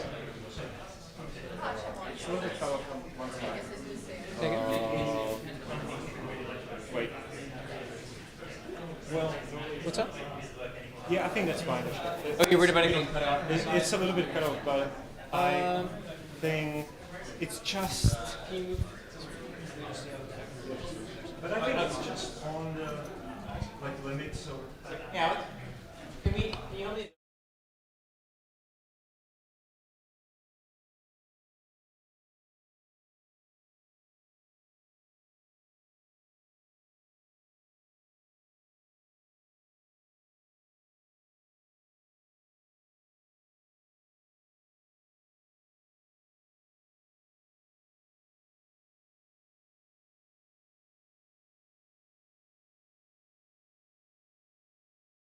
Cyrus, and now we're going to get into our papers. So first up, let's double check. Yeah, I didn't do it.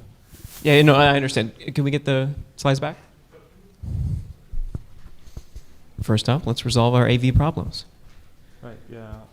And then, what's up? Can I run it because I have time there? You know, can I? Mhm. Can I start it? Yeah, sure. You do whatever you want. So first up, we have Jan, who's going to be presenting "Don't Call Us, We'll Call You." Okay. Hello, everyone. My name is Jan Leinwerter. I'm from Charles University at Prague, and I'm going to be hunching over a little bit. Oh, I can actually. Well, I'm going to be hunching over. You can take it. Okay. Yeah, sure. I think I'm going to be doing some juggling then. Thank you. So, yeah, this is our paper. The title of it. The modern programming is much more than writing code. I think we have seen that in the keynote. Actually, that couldn't work out better. And programming languages have all sorts of interesting and creative ways of writing the source code itself. And we want to explore that kind of space for writing proofs as well. Some of those concepts mentioned on the slides have their counterparts in the proof assistance world. Some of them might not. In any case, this is the overall idea, direction that has inspired us. So we are in the very early stages of the research.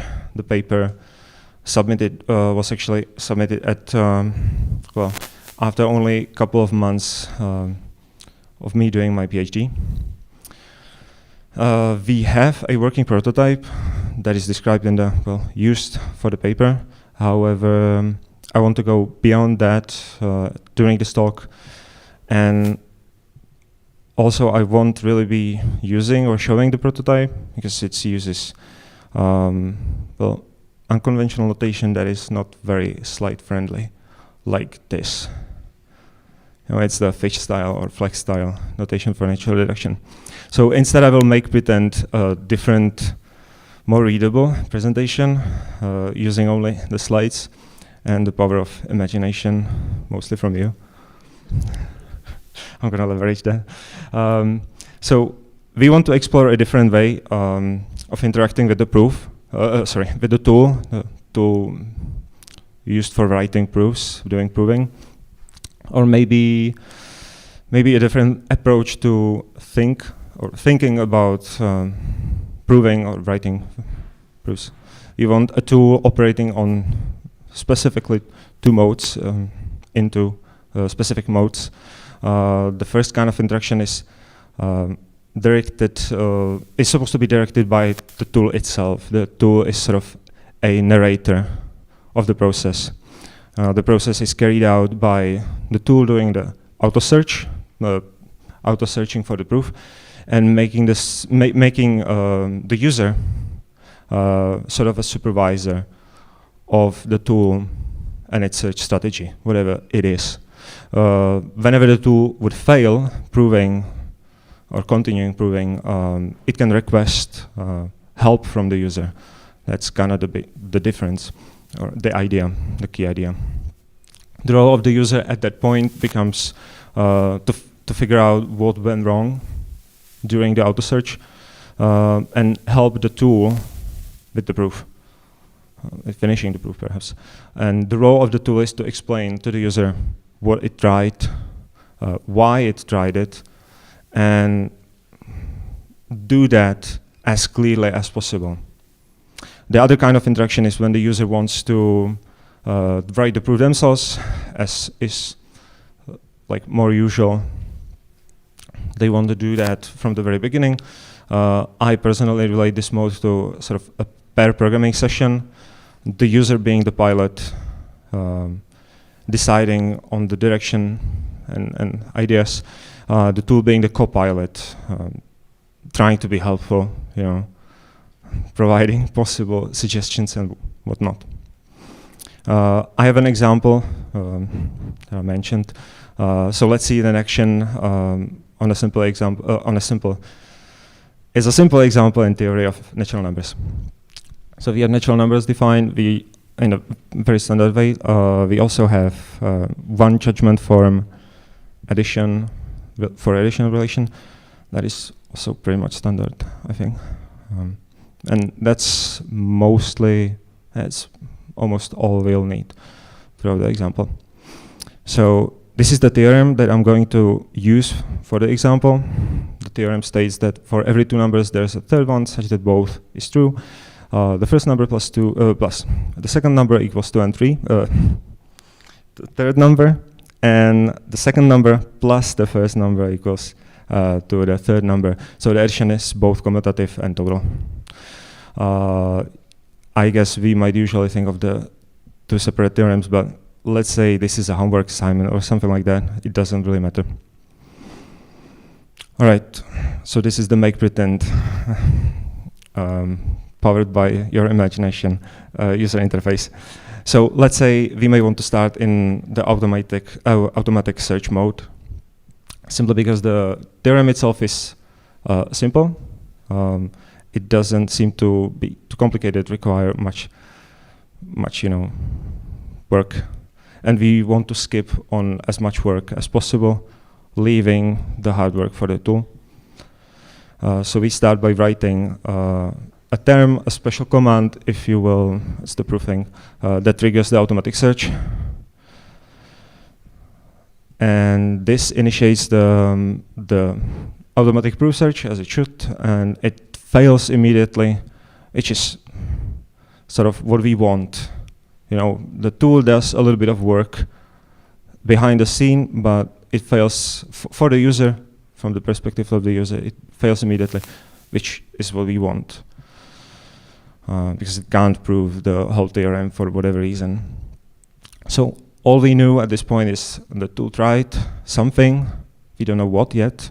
However, we know that it failed. We will have to try to help it.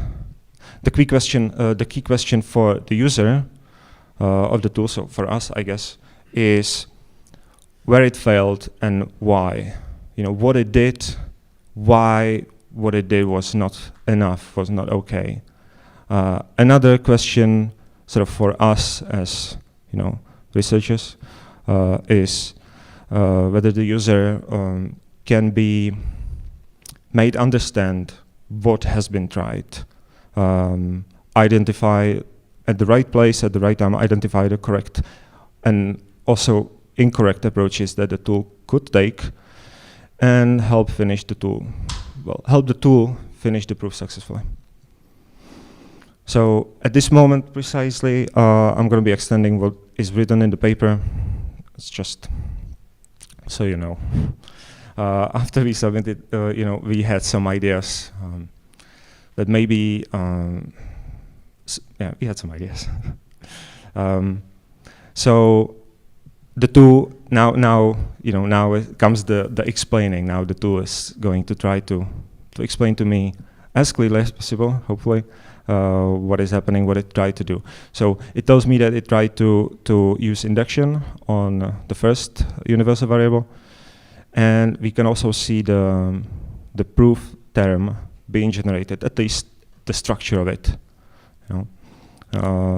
Both contents of the branches are actually abstracted now, abstracted away. They are hidden behind the proof command. That's because, well, if just one of them sort of failed to lead to success, but the other one, the simpler one, the zero case, was proved successfully by the tool, then there's really no reason to generate the whole proof, to show the user the parts that are uninteresting because they didn't lead to failure. So the tool will only expand the parts that led to the state where it got stuck.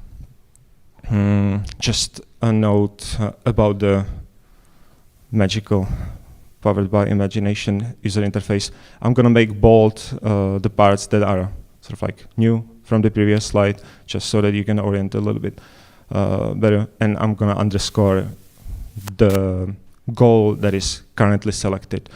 Pretty standard stuff from like proof assistants like Coq or whatnot, where you have goals in a queue. So we have the currently selected goal is the body of the branch, where the content of the branch, when the first number would be successor of some number, capital N1.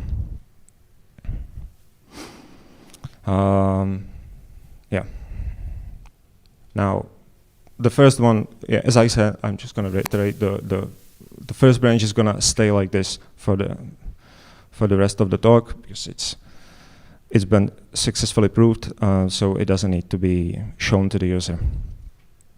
So next we see that the tool tried to do case analysis on the second number. We also see the more structure of the proof that it generated. And at this point, we get stuck. The tool gets stuck. Now, this is the point where the user should help. Now, it's not really terribly relevant why just now. I guess it all depends on how the automatic strategy is configured and other factors. I am sure that we can figure out a simple strategy that would be able to prove the whole theorem. That is beside the point, because even a different, simple strategy that would be able to figure out this theorem would fail somewhere else, on some other theorem, on some other example. So let's just, let's fail within the simple territory and see how we can do with that. Right. So yeah, let's just consider this situation and see what happens. So what we need to do, also, sorry, I'm going to go back one slide. the command that I enter next is saying like, I want to write the proof. I want to help the tool now. I'm entering the stage where I'm no longer just waiting, and I'm no longer sort of like consuming the narrative of the narrator. I'm gonna do some work. So what I need to do is, in this specific example, I need to use the induction hypothesis correctly. That's from the induction on the first variable. Maybe the tool didn't know to do that. Maybe the tool has a different reason why it failed. It's not terribly important. So just a few details. I want to use the induction hypothesis by instantiating the universal variable from it with successor of the capital N2, and use that resulting existential statement to prove the goal that I'm supposed to be proving. That's just how the proof goes. It's a simple proof. So we add those 2, or rather 3 relevant lines. The second line is a little bit busy. However, it's actually not that complicated. It's just a syntax for saying that I'm using the existential from the line before. That's the one that is justified by induction hypothesis. So I'm using that. I'm going to be referring to that specific, like I'm instantiating the existential variable with a constant capital N3. And within the scope, so that's the indentation doing, now I have access to that assumption. Right. Now, because I've written that, maybe it just so happens that the search strategy, the configuration, the capability of the tool is enough at this point, and I could just write the proof command and let the tool again enter the automatic mode, let it figure out the rest. Suppose that it would. I think that would be nice. We didn't really have to do much work. It's a simple theorem again, but still, it's nice to not do so much work. However, I don't want to finish just yet. I want to show you the other mode as well.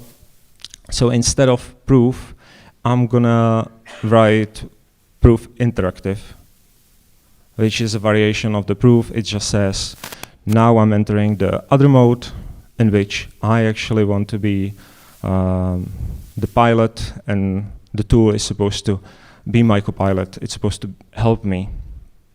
That is just to say, the tool becomes a proof assistant that tries to use its ability to do the auto search in a way that will sort of like recommend me the next step if it ever can. So that's what happens next. I can see the current goal being still the same statement as before, except I have, something in the scope that is going to help me later with that. The tool tells me that the matching action for dealing with that goal would be to, instantiate the existential, find any such entry, any term that would satisfy the statement. So I do just that. I proceed, and the tool gives me 2 more lines. The last one is just constructing the statement. The last one is just saying, if I were to find some entry, I would be able to generalize it. I would be able to say, well, there is some, because I've found one. The line before is the line that is sort of doing something interesting. That line is our current goal also, because that's the interesting part. We can see the placeholder variable. That's the one with the question mark. I have to find that. The placeholder is not really sort of like syntactically valid part of the proof. However, because we are in an interactive environment, because the tool allows me to write the proof and sort of like find it, then when we find the term that would be fitting there, all the placeholders get replaced and the proof becomes syntactically valid again. We are recommended to proceed by splitting the current goal, which is a conjunction. So we would split the conjunction. We would prove the left part, the right part. We do that because I think we find that step sensible. We get 2 more lines, 2 more sub-goals. And at this point, I'm going to fast forward a little bit because I'm running out of time, which I've anticipated. I'm fast forwarding because at this point, I'm going to be generating quite a bit of code. The thing is, the notation is quite,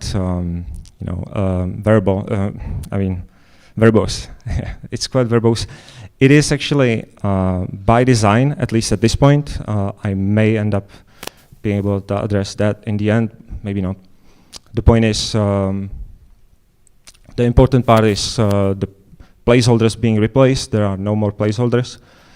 It actually so happens that the term that is supposed to go for the placeholder is called capital N3. That's why I named the placeholder that way, to minimize the disconnect, And we can see that there are no more goals and the proof is done. Right. So to recapitulate, we are currently working with 2 modes of interaction. One that puts the user into a supervising position, the tool into sort of like narrating position, and the user is only summoned by the tool if the tool fails at something, at proving, right, at searching for the proof. The other mode allows them to take the lead, take the steering wheel, and use the help of the tool while deciding what the next step is going to be. Also, you may have noticed that the 2 modes sort of don't seem that dissimilar. That is correct. They are actually based on the same underlying sort of facility or infrastructure. It's the automated proof search. Either the tool does the work behind the scenes, or it does the search while the user is deciding what is going to happen. Regarding the similarity of the two modes, we find it a desirable design at this point in time.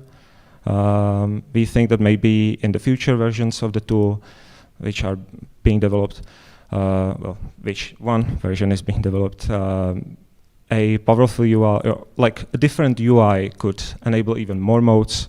Perhaps, who knows? I think it could be considered an elegant sort of design that just so happened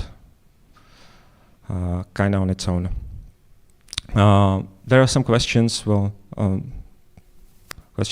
challenges and opportunities that we have found so far.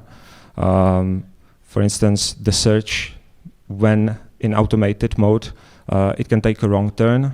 Then, like, how do you correctly explain to the user what it tried to do, why it tried to do that? What if it's way too deep, way too many steps on the wrong path? Another question would be how to explain the user what the tool did at all. Even if it did the right thing, why? A little bit different question is how to make the search configurable, because we are not really interested in studying the methods of automated reasoning. We want to sort of work around that by doing having a framework that requires a configuration for the auto search.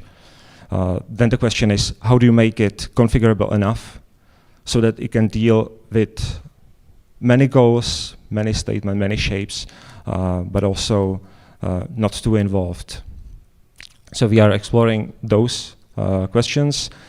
We think that nice graphical interface could help with solving most of them, where you would sort of be able to explore, to wander around the proof, maybe like follow the linear structure of the proof if there's one, the linear sort of like story, but also not.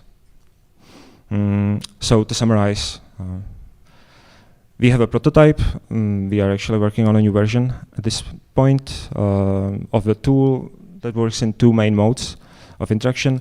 We want to explore the side of interactivity where the tool is the initiator and the user poses as a supervisor when deals with conflicts or failures. Our design builds on one shared facility of those, and those 2 modes exist as a way to sort of like to think or to interact with the tool. And we are currently exploring the path in which when the auto search fails and is tasked with explaining what it did and why it did that, how it did that, we are taking the sort of like human way approach, where it's very similar to what happens when a student comes to a teacher asking like what they did wrong. The teacher would usually have to start from the very beginning, or at least from the point where sort of like they left the picture. Okay, so that's it. Thank you for your attention.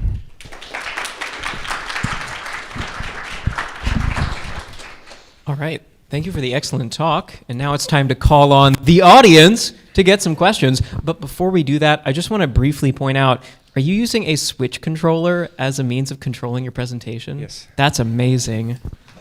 Yeah, shout out. That's why did I pay for one? Okay. Anyways, questions. Thanks for the talk. So if you ask 2 people to work together on a task, then they'll be forced to communicate about the task, right? If one gets stuck, then the other can give advice, and they're communicating about task state and ideas. And have you thought about using that observation as a way of getting data with which you could ground your design, right? You could ask participants in a study, please work together to write these proofs. And then look at the kinds of information they communicate and how they communicate that information. Yeah, thank you. My supervisor is pushing me towards something like that. We didn't do that before writing the paper. For one reason would be, well, okay, so you didn't ask why we didn't do that, but anyways, we didn't do that yet. But yes, my supervisor is telling me to do that. I'm kind of worried because I don't usually work with, I don't usually do studies. I never do studies. I've never done studies. So, but I'm very much interested in what would happen if, what would be learned. Thank you. Hi. Sorry if you said this before, but what kind of infrastructure is this built on? Like, what kind of a language? Is it like Agda, or is it your own thing? Right. Yeah. Currently, or the prototype is our own thing. Okay. The reason is just that it was quicker to hack something together. Okay, so I'm asking this because there's some existing work on this. There's like Auto in Agda that is trying to do like proof search in Agda holes, like for whole different developments. And also like based on that, I sort of extended that from master's thesis. It's called Edit Time Tactics, in which you can implement your own proof search mechanism, and you can implement it in a way that can like get stuck and give feedback. There's one thing. Something else that I implemented is you can do, like, it's an underproof assistant for horologic proofs and sequential calculus proofs, in which you have like an automated system that goes as far as it goes, and then asks for user input. Or you can alternatively try to leave everything to the students. It was like an educated setting. So I think maybe we should look into some of that existing work, and maybe we should talk. Yeah, I would very much like to do that. Thank you. More questions? Really interesting work. I look forward to seeing where it goes. One of the things I like about an interactive manual mode is that there might be more than one way to prove something. Yeah. And if you don't care just about the proof, but you also care about presenting it and giving people the intuition for why it's true, then you might care about which way it goes.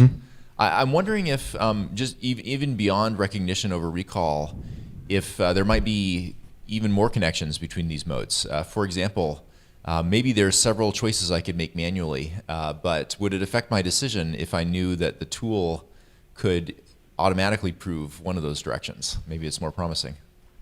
Yeah, thank you. And yeah, I think that's a really interesting perspective.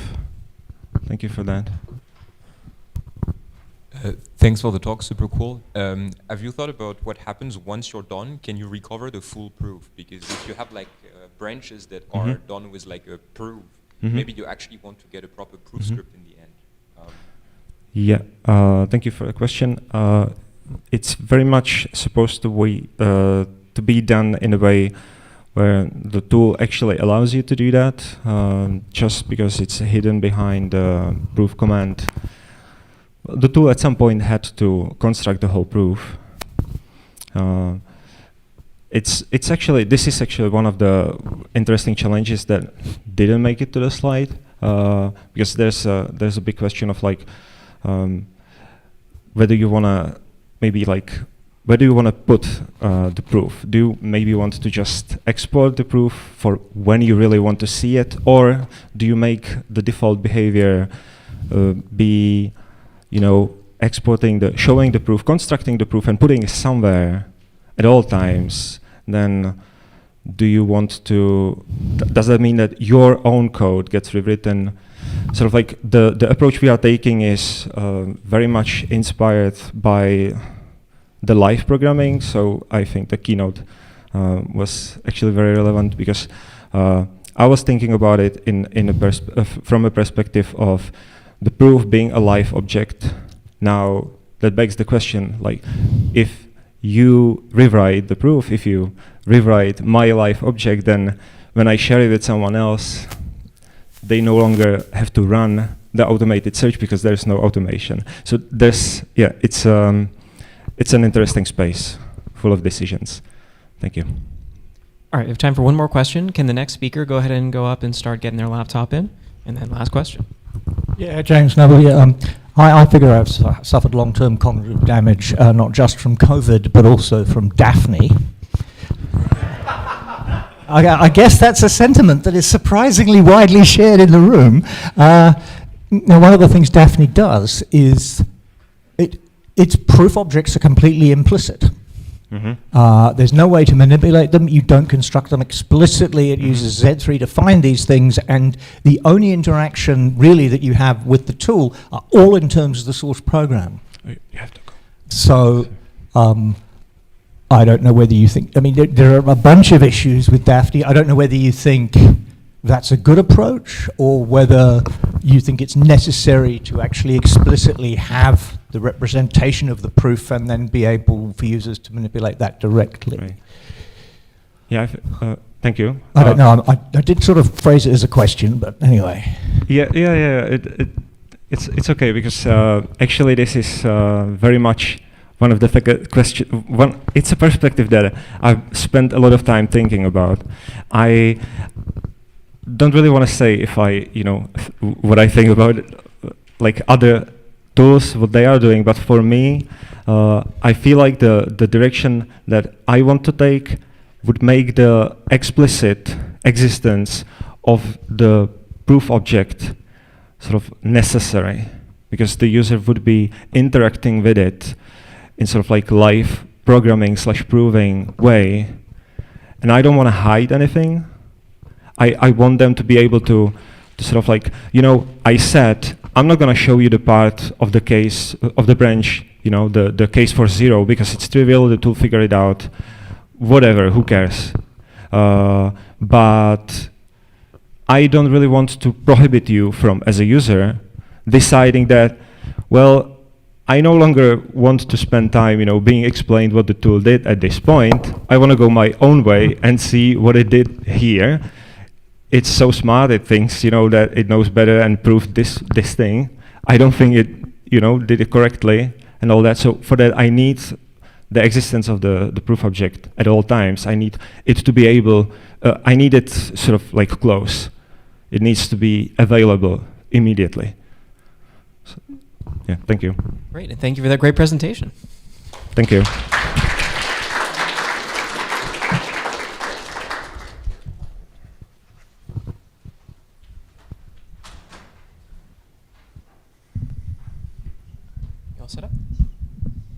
Yes. Does it get any taller? Maybe not. Okay. All right, and next up, you cannot escape proof assistance. Learner-centered design criteria for classroom proof assistance with Matthew Keenan. Cool. Hello. It's great to be here at my first Splash. This is my first time, so I'm very much here to make new friends. So, like, if afterwards you want to chat to me, I'm very, very open to that. But yeah, I'm excited to be starting this discussion about how do we introduce proof assistance into the classroom, or how do we specifically like design them. So we're going to be thinking mostly about the kind of design aspect rather than the kind of technical programming language theory of like what actually is a proof system. So for a bit of context, I'm part of the Feature Programming Lab, so I work with Cyrus, who was the keynote speaker earlier this morning. We have this live functional programming environment in the lab called Hazel that we're working on, and we were thinking about, oh, how might we add kind of proof elements to this so that we could, we've deployed this in the classroom, how might we be able to also in the classroom have some features where people can prove that their programs are correct. So my goal in the paper for HATRA was to collect all the experience reports I could find of other people that have introduced proof assistance into the classroom, and then try and pull this all together into a set of design criteria, which we can use to measure kind of how effective a proof assistant could be in a classroom, and to suggest experiment designs based off of that. I guess I won't have time in this talk to go over those experiment designs, but they are in the paper. But then, really trying to then use these design criteria to come up with designs for a possible future proof tools in Hazel. So there are actually like loads of experience reports. I guess I wasn't quite expecting this, but yeah, the work is quite spread out. But people have been introducing Coq into the classroom to teach math, Lean, Isabel, or creating all sorts of their own proof assistants. This table is also in the paper if you want to find all these citations. And if you have other citations that I don't have, then please let me know. I'd love to hear about other work that's going on in this space. But yeah, so the first sort of aspect of proof assistance that I want to talk about, especially for classroom use, is feedback. I think it's a real opportunity for proof assistance to shine. Proof assistance can provide feedback to a user writing a proof well before other normal ways of getting feedback. The usual feedback loop in proof classes is you write it down on paper, and the paper itself obviously can't complain about your proof. You have to wait however long it takes for the grading process to happen, or you have to wait until office hours. And while these are like high quality, valuable methods of feedback, I think if we can add supplement that with this iterative, fast process of getting feedback from a proof assistant, that has real advantages.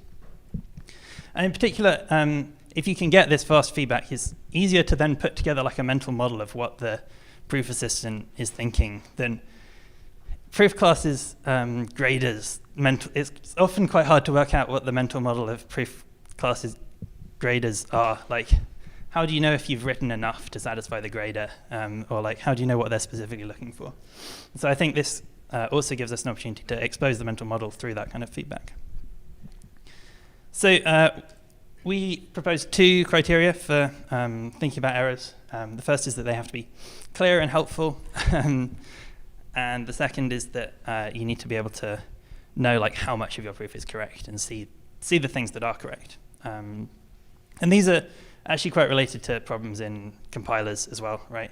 We all know that compiler errors are not always that helpful, but there is research being done that we can probably borrow from in this space, particularly this compiler error is considered harmful paper. And likewise in error recovery, we in our lab have got some work going on recovering from errors and making sure that errors only affect the bit of the program that is actually has an error. The second sort of aspect I want to talk about is scaffolding. So scaffolding is a term from kind of learning theory. And I'll use it very specifically for, scaffolding is something that helps you construct knowledge, but at the end of building the knowledge, you have to take the scaffolding down. So it's different to a support in that a support, if you're using a support while learning, you can expect to use that support later on. Whereas a scaffolding, by the end of the class, you need to be able to not use the scaffolding as such. Yeah, these are our two criteria relating to scaffolding. So the criteria number 3 is that the tool has to help you, right? We think that like a blank sheet of paper is kind of overwhelming to just start writing a proof on. Whereas if you have a proof tool, it might be able to give you some options, help you start writing a proof, and critically help you write a proof maybe when you otherwise wouldn't be able to. But there are problems with this, which some people have spotted when introducing these things to the classroom. For example, Guillaume and Narbo, when they introduced Educara, which is a point-and-click interface, 47% of their students reported completing several exercises by just clicking randomly. And likewise, Hans and Hobo, who introduced Lean, I think, people were randomly trying tactics. So that's why we added this other criteria 4, is that you have to actually learn something in order to continue. We don't want it to be possible to just randomly click and get through the task. But there's another issue here, which is that even if people have learnt how to write the proof in the proof assistant before they can proceed, that doesn't necessarily mean that will automatically transfer to pen and paper. This is something that Nebelstoff et al. Discovered when they were using Coq. They were fairly convinced that the exercises were hard enough that you couldn't just randomly use tactics in Coq. But students, by the end of their class, were still consistently doing a lot better on Coq than in pen and paper. So when faced with this challenge of students' abilities don't naturally transfer from using a proof assistant to pen and paper, we've got kind of 3 options to deal with that. The first is we can just give up on pen and paper. I feel like that idea might actually be reasonably popular in this room, but I don't know. Most computer science courses still require quite a lot of proofs on pen and paper, and so we're going to try and tackle this seriously and think, can we get students to be able to write pen and paper proofs by the end? Second option is to try and change our proof tools so that they're kind of closer to pen and paper to support the transfer. So you can think of using a proof tool that has, like, for example, if you're trying to teach people how to write deduction trees, you use an interface that looks like deduction trees. Or this example on the right is from Waterproof, which is they've taken Coq but replaced all the tactics with like natural language tactics. So it looks a lot more like a written proof, but it's still kind of Coq. So this is our criterion 5, and this is the approach that we're planning to take, is to use familiar notation in order to make that gap smaller. But it is interesting to note that the reason we want to make that gap smaller is not just so that people can learn how to use a proof assistant, but also so that they can stop using a proof assistant and do math without it as well. The third approach, which is kind of interesting approach, is to teach transfer separately. So these two, Berner and Kreitz, see mastering Coq proofs as like the first step in a long series of steps in order to get to the point where you can write a textbook proof. So maybe you learn first how to use a proof assistant, and then through a series of like adding comments until eventually the whole thing is just comments that look like a textbook proof. So there's another interesting approach that I think is worth looking into. But yeah, I think we're in our lab opting for the second approach there. We'll move on to some usability concerns. I think the first usability concern we often think about is the like verbosity of proof assistants, right? Like often, proof assistant proofs are quite a lot longer than pen and paper proofs. And some people see this as an advantage. Like it means that you have to write out all of the, you have to write out a lot more than you normally would, and so it makes logical principles really clear. And then, one particular example Kojin et al. Pointed out is that it makes the distinction between a proof and a proposition really clear sometimes as well, which can sometimes get obscured. But then on the flip side, this kind of extra verbosity does sometimes mean you have to talk about details that you would normally skip over. I like the phrase didactically inconvenient topics at awkward moments that Hans and Hobo used. But yes. Just, I guess, quickly going over our other usability criteria. For the classroom, it's good if people can pick it up quickly. It needs to be robust. If people are using a proof system that doesn't work, then they'll learn how to prove wrong, right? We want it to be easy to set up, which, so Emacs is not ideal. And we want, classroom integration so you can grade it and save the load on people trying to read through proofs. I also think it's important to remember that proof assistants are fun, and no matter how we design it, I think we need to make sure that it keeps the kind of idea that it's, we enjoy this, and we want students to enjoy this, and students do say they enjoy it. One student said they felt it was like a puzzle, and this second student said that they worked on unassigned problems in Lean in order to procrastinate writing English essays, and I think we want that to continue, right? So to, I guess, conclude this talk, I will spend a few minutes talking about how we're taking these ideas forwards in our lab. So we've got two kind of projects creating kind of proof tools. So the first is the driver, which I think is currently in deployment. Cyrus is nodding, great. Yes, so GUI from our lab has been working on this driver, which I guess I can do a little demo. I want to lean over now. So the goal here is to teach students how to write kind of derivation trees for typing judgments. So we've got this built into Hazel now, so you can, we're trying to prove that this function application returns a number. So we'll find the application rule, typing application from the class. And because the objective here is for students to learn how to produce these proof trees, we don't want to do all the work for them. So this is again about doing the scaffolding rather than support. So the decision we took was we'll get the students to write out all of the hypotheses that they need. So now we're testing if I can remember what the hypotheses are. But in this example, we would need to show that the function goes from number to number, and then we'd also need to show that 2 is a number.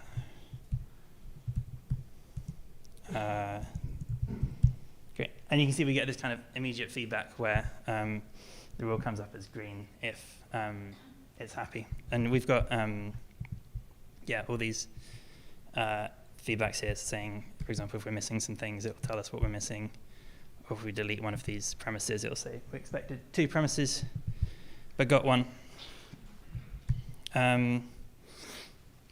Similarly, for the proof by induction, this is something that we haven't actually got a demo for, but if we're trying to teach students how to write a proof by induction, and we just give them an induction button that does all the work, then perhaps they won't necessarily learn how to format inductions, especially if this is the first time that they're learning what an induction is.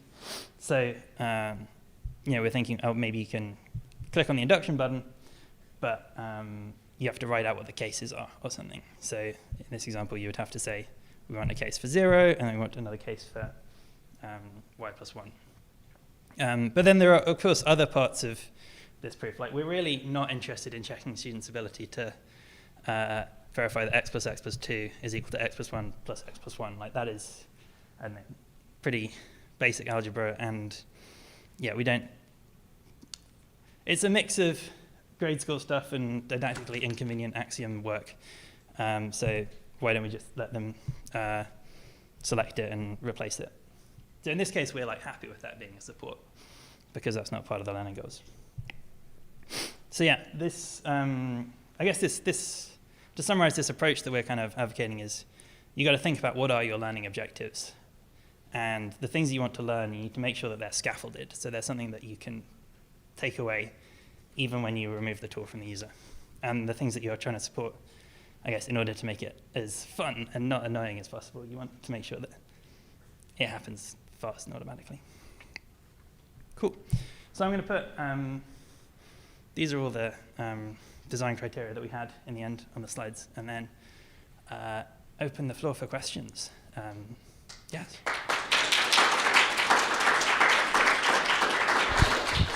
All right, I look forward to using a proof assistant that satisfies everything on screen. Who's going to do it? All right, questions? So this is awesome work. I think I agree with basically everything you said. And I really resonate with the game, video game aspect of proof assistance clip, because there's definitely a lot of things I haven't learned because I was like I've like done AGDA proofs where I didn't even understand the statement of the theorem. I'm kind of curious if you have any ideas as to how this, like in that line, like if you have any ideas as to how that's, in particular this like preventing people from like doing the like gamification thing scales to more advanced settings where you can't just like look at the derivation or have them construct a derivation directly. Because in part of my contention is like making people do things very manually is cool. But one of the really like magical things of learning things with a proof assistant is that it gives you a very good idea of like what is hard versus what is easy. And I guess I have like a cloud of questions around like basically like A, how do you scale this up, and B, how do you like place yourself like on this spectrum between like giving people a lot of things versus giving people like nothing at all? Because I think there's advantages to both like extremes. Yeah, I think there's lots to be gained from the kind of like parallels between games and proof assistants, or games and kind of classroom tools. And I think, there's some work. Game tutorials are like incredible ways of teaching people, and there's a lot we can learn from that. But yeah, there's a couple of big differences between like puzzle games and classroom things. One is puzzle games, like people drop off, right? Like not everyone makes it to the end of Portal, whereas like in a classroom, we would like everyone to make it to the end of the class. And then the other difference you mentioned, which was, I mean, because we have this kind of like transfer goal, or this goal that people can do things not just in the game, but like outside in the real world as well, then probably some of the kind of boringness does have to kind of creep into our tool as well. Yeah, I agree. There's lots to think about there. And I think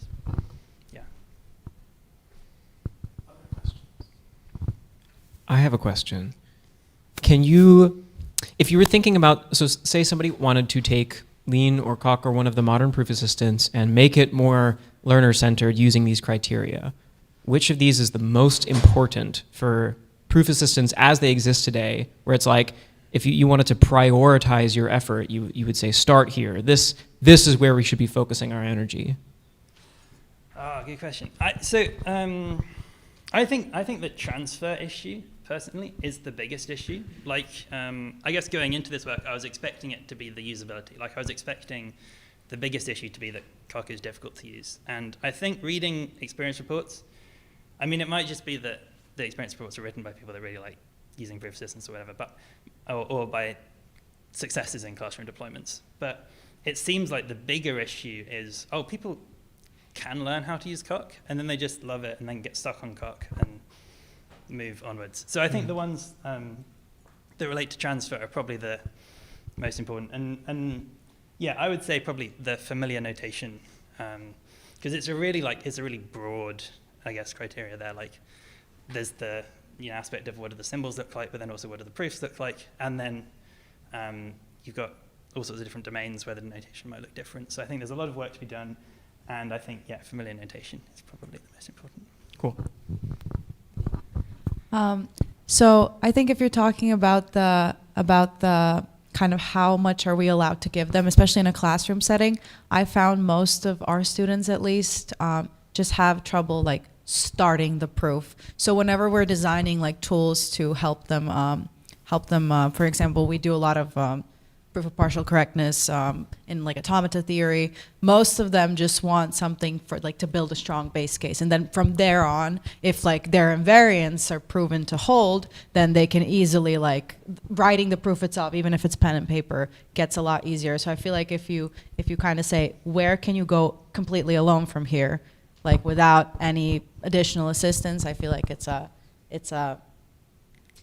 good like line to kind of cut off any unnecessary help, if that makes sense. Oh yeah. As in, you can tell whether you're helping someone too much by if they don't need the help. Then it's more of like I feel like most people are just terrified of proofs because it's like they're throwing you into the deep end of like, where am I starting? So if you have like enough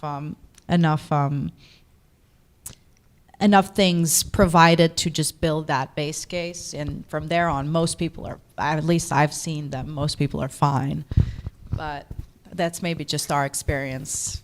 We've had a lot of students repeat the same mistakes. So yeah, I think I would maybe add, like, maybe it's the start and the end are the most difficult parts, maybe. Like, the start, because you've got this blank sheet of paper, it's like, what do I do?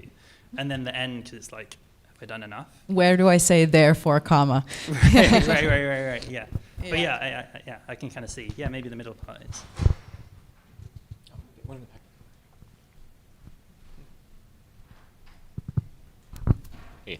So I think like one of my memories of using Coq is that like it's actually just like a pretty satisfying UX. Like I like hitting the buttons and like seeing like things show up. And so I'm wondering whether like how much you've kind of explored proof assistance from that angle of just like the pure UX experience. In terms of like designing something that like people want to use. Yeah. Yeah, I guess I haven't delved too far into like the question of like, oh, if you change this, then does someone no longer want to use it or something? My general impression is that so far, in terms of the design space of proof assistants that have been deployed, they're all still somewhat fun. But yeah, I can see there probably are, changes you could make that would make the whole thing much more, I don't know. Like if you got people to type out proof terms for everything, then maybe that might take a lot longer. Or if you, delay the feedback. But yeah, I think that's an interesting question, is to think about what exactly makes it fun and which things can we play with without changing that. Yeah.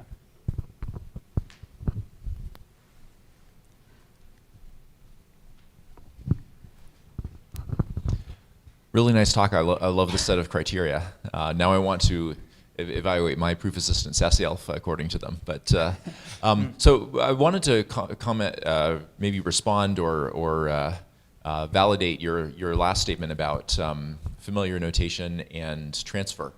So we did, sassy alpha is actually could be in your category of notations that try to imitate pen and paper, right? And we've always experienced very good transfer. I'm grading midterms in the next couple of days, so I can tell you if that happens this year too.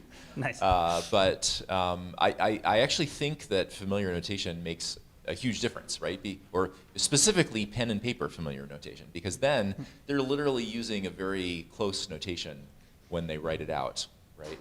So anyway, it's a hypothesis, I guess. I don't have any counterexamples. I only have a positive example, but it also helps with the learning curve aspect, which you also have up here.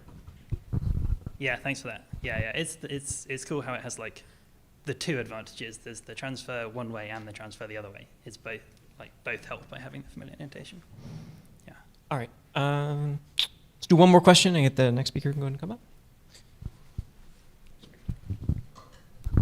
Yeah, I think the question of transfer is really interesting because reflecting on my own experience learning proof assistance, like the first time I encountered a proof assistant, I was very much in the like, do random stuff and then it passes, hooray. And then I set proof assistants down for like a year or two, and then I took another class. I needed a proof assistant, and for me, it was really the transfer going from learning how to do the proofs on paper to then translating it to the proof assistant rather than the other way around that really helped me understand what was going on. And so I'd be curious if you, like one direction you might explore is like, well, pen and paper affords like less formal versions of a proof, and maybe it's part of it is like being able to do informal scaffolding on pen and paper is maybe one of the things that helps affords transfer ultimately, right? Like oftentimes our ideas start in this like we don't really know what's going on, and starting in a proof assistant is starting at the extreme formal end of that scale. So I wonder if there are ways to like, in addition to making the notation look more like pen and paper, like maybe take advantage of some of the other gradual aspects of Hazel to like bring in more of this like informal reasoning to a proof assistant context. Yeah, hopefully, yeah. I think on, like, even if you're just thinking about pen and paper proofs, like, the mathematician's brain is always working at two levels, I think. Like, you've always got the kind of totally formal level, and then you've got the kind of, like, intuition. And you like, whenever you're building a proof, you always got to come up with this kind of, like, intuition for how you're going to prove it, and then you're slowly making your formal thing match that, right? And I guess, like you're saying, in a proof system, we've got the most extreme version of the formal thing. But there's probably a really interesting question of, can you get the kind of abstract intuition on the page as well. Like I've seen some examples, especially for like geometry proofs, where you have half the screen would be, I think Educara does this in their kind of half the screen. They've got point and click, very formal proof, and on the other half of the screen, every kind of object you click on will show up as like a picture on the diagram of the of what the geometric object looks like. So I think there's probably lots of interesting stuff in that space of keeping those two levels on the screen as well in education. Yeah. Cool. Great talk. To round out the session, I'm sorry, it's not about proof assistance. Or hooray, it's something different. So now we're going to talk about library learning for imperative languages. We have Abhiram from UC Boulder. So get the, hold on. Where, oh, did the presentation button go away?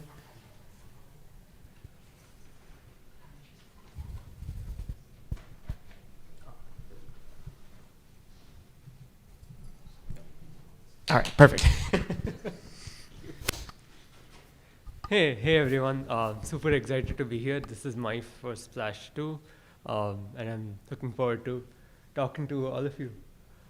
This work is about dealing with code duplication and reducing it, and we built a tool to do that. This was done in collaboration with my classmates and Professor Israelowitz, Razan Kidus also at the back of the room. So let's get into it. Before I jump into the gory details, here's a super high-level overview of the entire talk. Library learning is a technique that automatically learns reusable abstractions from your code and tries to apply them as well. Prior work focuses on doing this for functional-like syntax, and we extend this to Python. So let's get into the details. Large code bases are prone to a lot of code duplication, and the same code is often written in different ways. This makes things hard to reuse. This makes it bug prone, and it's a source of technical debt. To deal with this, developers would typically extract common fragments of code. So if these are two duplicate-looking code, you extract it into some form of abstraction and replace them with a call to that abstraction. Library learning is a solution that automatically does this. It automatically learns these reusable abstractions and applies them on target sites.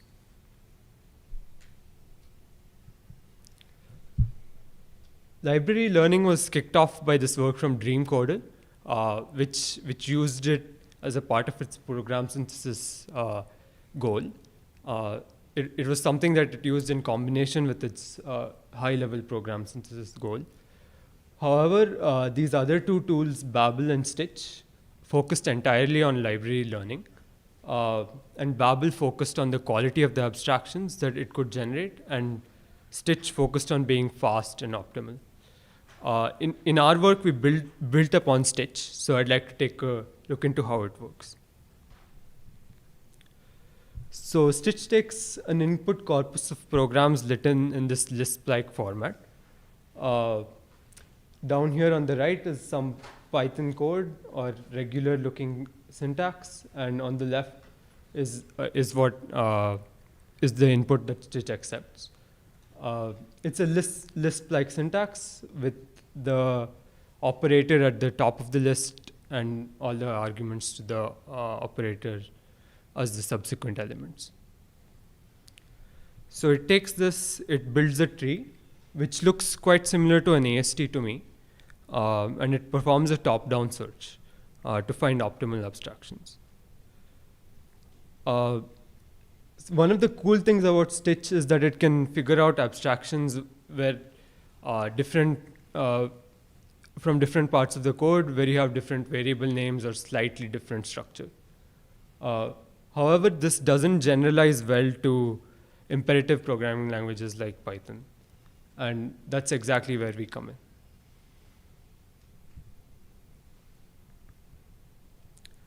So we asked the question, can we extend Stitch to Python, and how can we do so?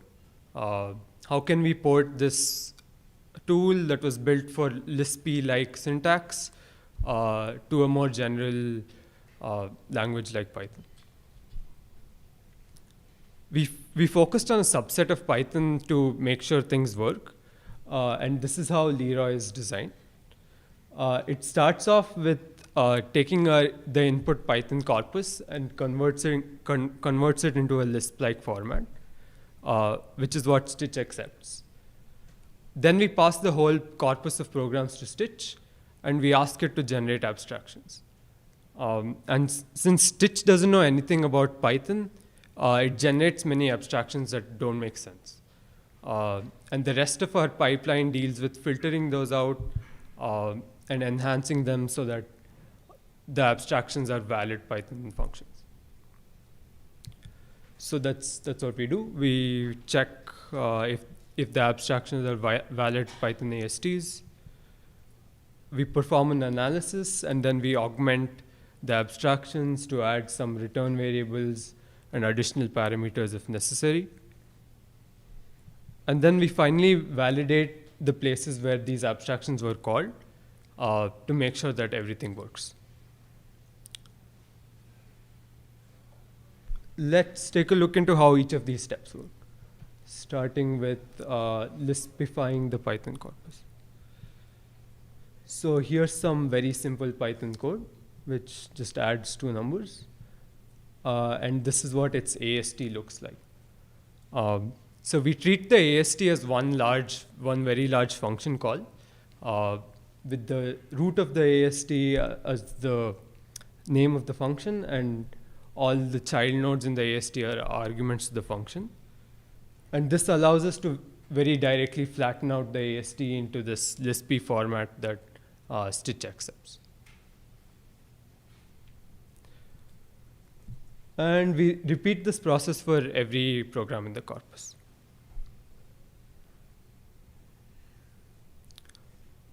Next, let's take a look at how we filter out invalid candidates from Stitch.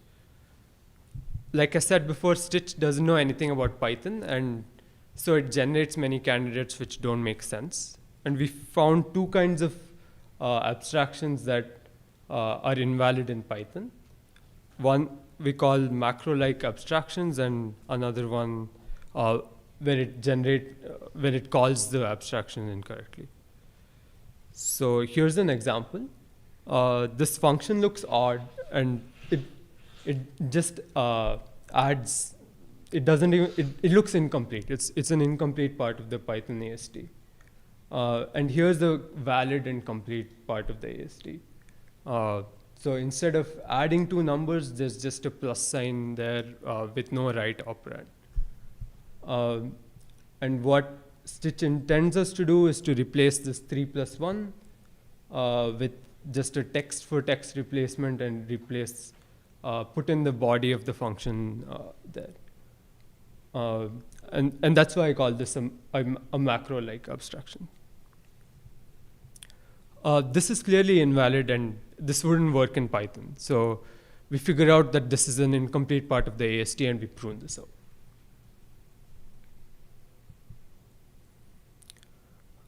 Next, let's take a look at another example where we have invalid parameters being called at the call site. So here's an example where the abstraction does something like X operator and a Z. And on the call site, what's intended to be done is to pass the addition operator as a parameter. This is again invalid in Python, and we figure this out and we prune it.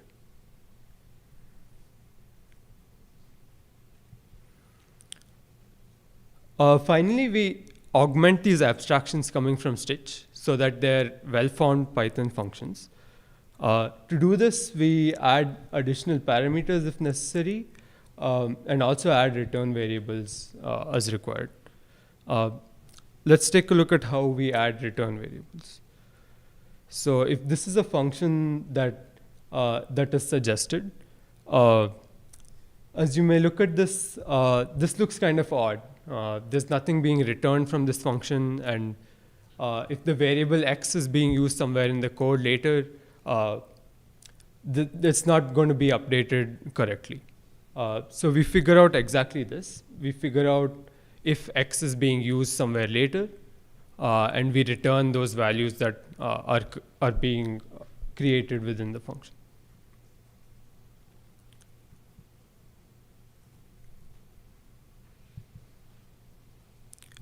Finally, we validate the call sites at which these abstractions are applied, or intend to be applied, at least. And then we figure out if they're correct or incorrect, and then we apply those abstractions accordingly. So let's look at another example. Here's an abstraction which just repeatedly prints a variable multiple times, prints its argument multiple times. And this is where it makes sense to apply this abstraction. So the variable x doesn't change ever within the loop, and passing it to the function passes it only once, and it makes sense to apply this. But here's another call site where we can't apply this abstraction. This is because the loop iterator I is continuously updated within the loop, and passing it once to the function at the beginning breaks the code, because the value I needs to change continuously within the loop. So we perform an analysis, and we figure out that such call sites are incorrect, and these abstractions can't be called here, and we prune these out as well.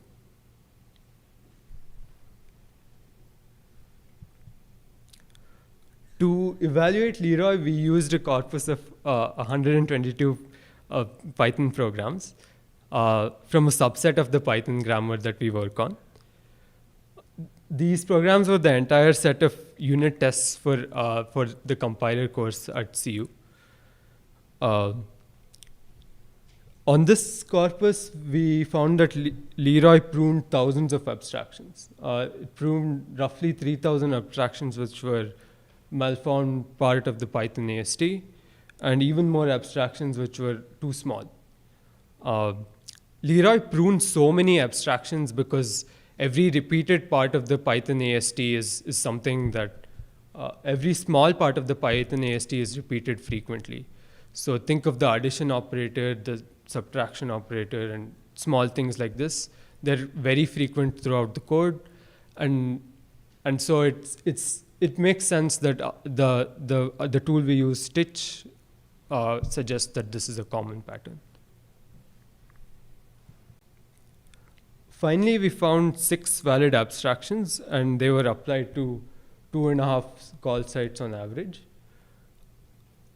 We measured the size of the corpus before and after, and we were able to reduce the size by 4%.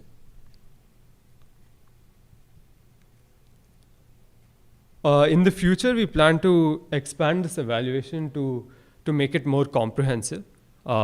Right now, we have a very small corpus of programs, and we'd like to extend the tool's capabilities to handle classes and lambdas and other stuff, so that we can evaluate on a corpus from open source programs.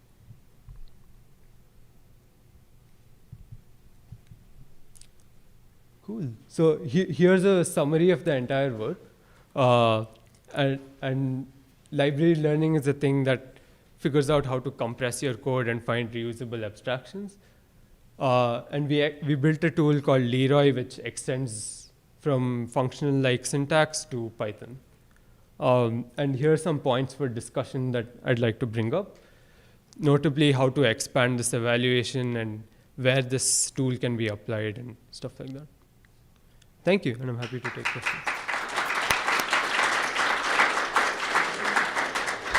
All right, thanks for the talk. I can say coming up with 40,000 bad ideas and 6 good ones, just a day in the life for me. So I really empathize with this.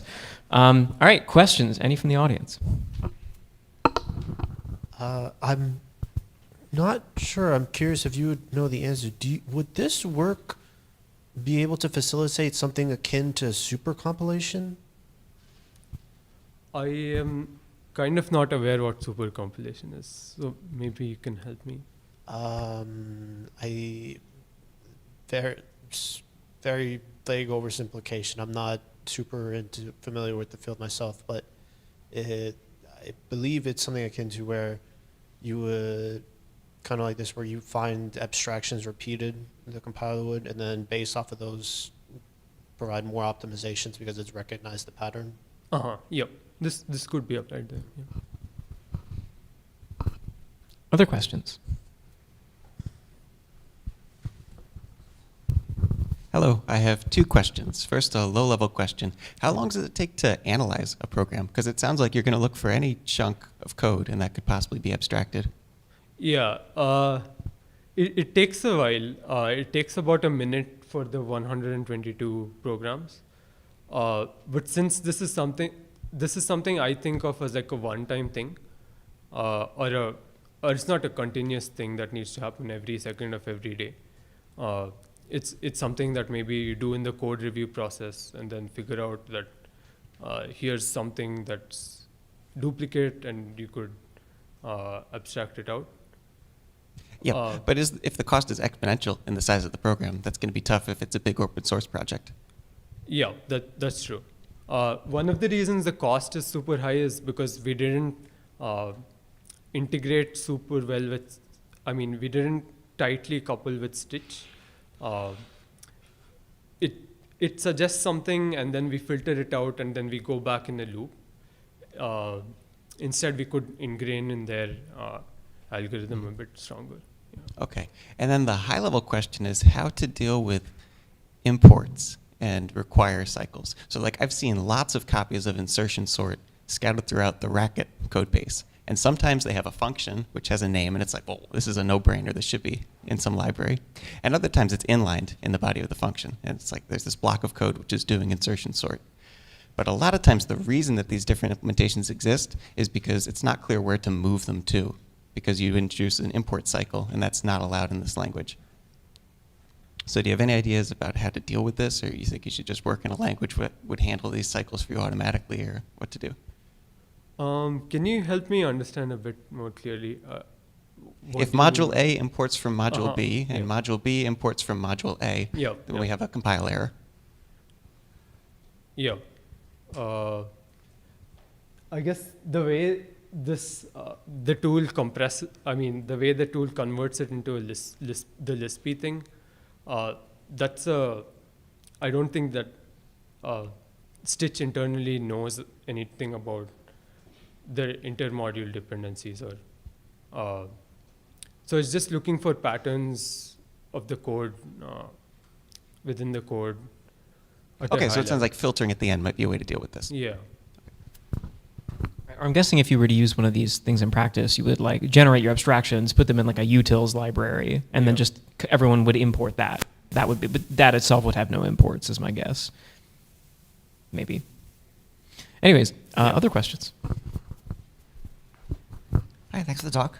So kind of focusing back on the human-centered aspects, which are kind of central to this workshop, I'm wondering what your thoughts are about how that relates to this work. And in particular, you're proposing this library of reusable abstractions, and it seems like there's a challenge in how do you expose that? How do you enable people to find them?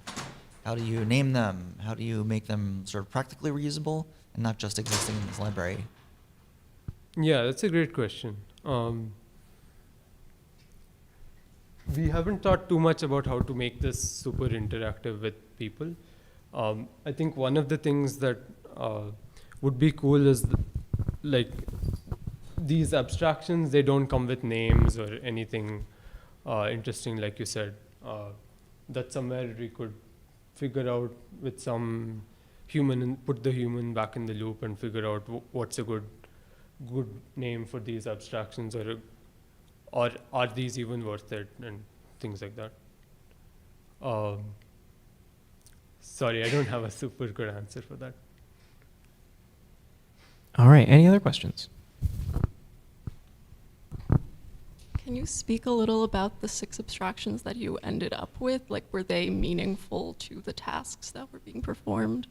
Yeah, they kind of represented what what was in the test suite. So the test suite had a lot of like integer manipulation, and it would do some if statement and then print something. So that was the kind of thing that got abstracted. I did start experimenting with this on like open source programs, and one of the things that kind of came up was like decorate, like it would suggest like abstracting a function which defines a function and does some computation in it, like a decorator kind of thing. Anything else? All right, well, let's thank our speaker.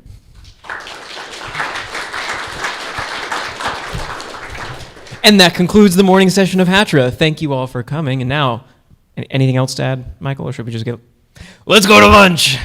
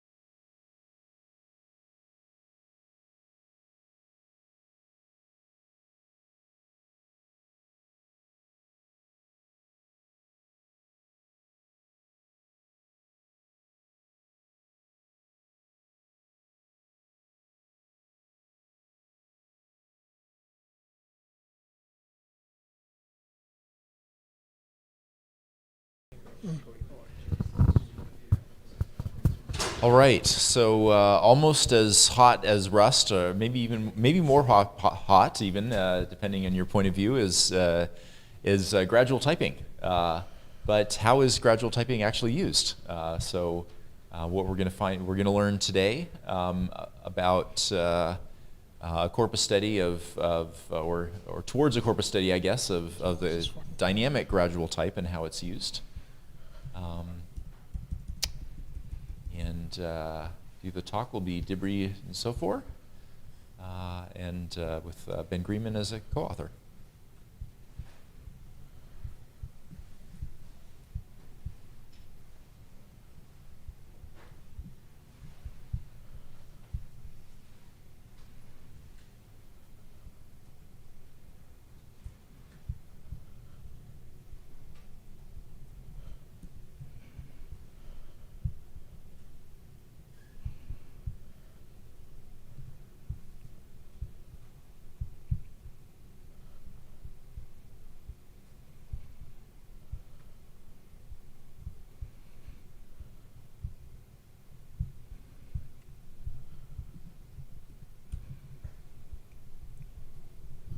Sorry.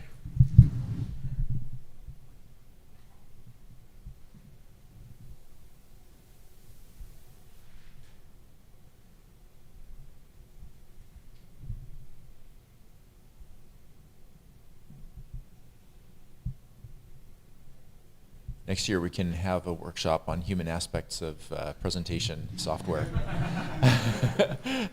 Important work to be done there. All right, please go ahead. Hello. Hello everybody, my name is Dibri Safor and I'm with the Utah PLT group from the University of Utah. Today we're going to be sharing an idea exploring a gradual study on the dynamic type, or a corpus study on the. Hi everybody, my name is Dibri Safor. I'm from Utah PLT at the University of Utah, and today we're going to be sharing an idea exploring the corpus study of the gradual type. For the longest time, as an industry, we've been split between two camps, one who prefers dynamic typing and another who prefers static typing.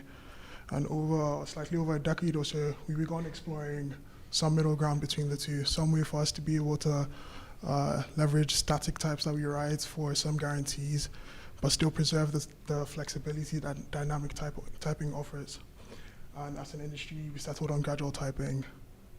And developers seem to love these types. We've seen them show up all across the landscape. TypeScript, for instance, having over 19.6 million repositories on GitHub that use it. And for the most part, all of these languages, because they cater to different host dynamic languages, they all differ in some way or the other. But the one underlying feature for all of them is that they have this special type called any. And essentially what any is a top-level type for possible types in each of these languages, such that if typing becomes too restrictive, developers can opt for the any type. And you may be wondering why this is important. Say we started off typing this, or incrementally adding types to this program, and we ported over a statically typed system like OCaml. It would be impossible for us to return or reason about what the return type of this function should be, since OCaml has no notion of tagged unions. Because in this case, our function returns both a string and a float. And so in such a case, the any type would be a perfect type to adopt. But as you may notice, our print statement on the last line could result in a malformed result, such that any introduces some imprecision, meaning that now that we've ported over this, our statically typed language, and introduced the any type, we've weakened the analysis we make with our type checker, and we're unable to flag the last line. Just to hammer this point in, say I were working in some type library and I depended on another type library, and somewhere down the line, we depend on some untyped code. The imprecision could bleed all the way to the top, such that even though we have some checks or some guarantees about the code we're writing, we could still run into runtime errors for trivial issues. In this case, the type library makerec, or the function, fails to account for the fact that getURL may return an error object as opposed to one that has the JSON attribute. And so as we've seen, any's can be a blessing and a curse. So we want to limit as possible how often these show up in our code base. But when we look at source code or gradually typed source code, we find that these any show up everywhere. For instance, with MyPy, we find across 221 projects, we find 320,000 signatures that contain the any type. And it begs the question, how do we design these languages? How do we end up with languages that have more precise typing options so developers have to opt less for the any type? But before we do that, we have to look at the current options to designing these languages.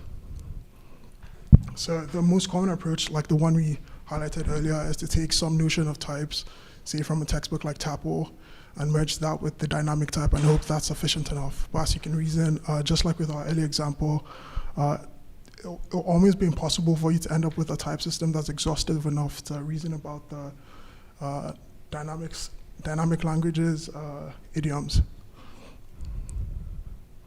The second approach could be the one TypeScript takes, where you put together or assemble a group of smart people who have some idea of or good experience with the dynamic language at hand and have a good understanding of type theory and hope that you come up with something that's useful and works. But there's a lot of room for errors here.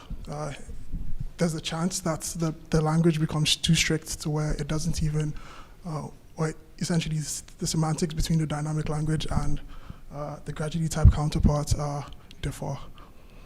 And so both approaches have some limitation, and we want to find a way to get towards more precise typing options, regardless of which one you take.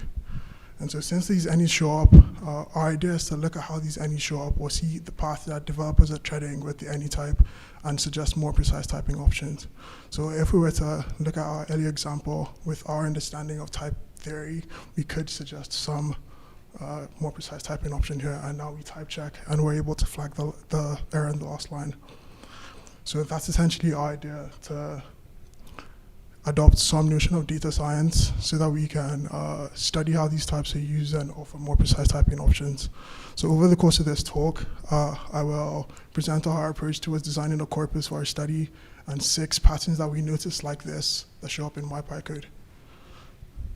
So the big picture here is essentially to take 79,000 Python repos or repositories we know that concretely use MyPy and apply them through some automated analysis, and hopefully we can end up with data points or points that language designers can focus on to improve the language. While we do understand that stars may not be the best metric here for assembling a corpus, that's the approach we do take. But before we can get to our automated analysis that's able to punch out all of these points, we take a sample of these repositories and manually study them, hoping that this corpus would be somewhat reflective of like the behavior that shows up in the Python community at large. And so from this corpus, we filter out all of the signatures that have the any type, and then we employ our team of language experts to study these types or study these signatures. And essentially what this study looks like is we have some type signature or stub, and then we look at the source code counterpart and we ask ourselves, why do the any show up? Does it express some pain points that the developer is trying to express, or is this them trying to transition from untyped code to typed code? And so for this, we take a random approach to this, or a random sampling approach to this. One of the authors goes over 30 projects and studies 92 signatures, and another goes over 10 projects and goes line by line down to 5,000 signatures. Moving forward, our focus shifts to MyPy from gradually typed languages as a whole. So essentially what MyPy is a static type checker for Python, meaning that you can, based on the approach presented in PEP 8.4, you can annotate Python code and have it give you some guarantees about the code you write. While MyPy does offer some precise typing options, it does also allow you to implicitly introduce weaknesses into your code base, even when developers may not be aware.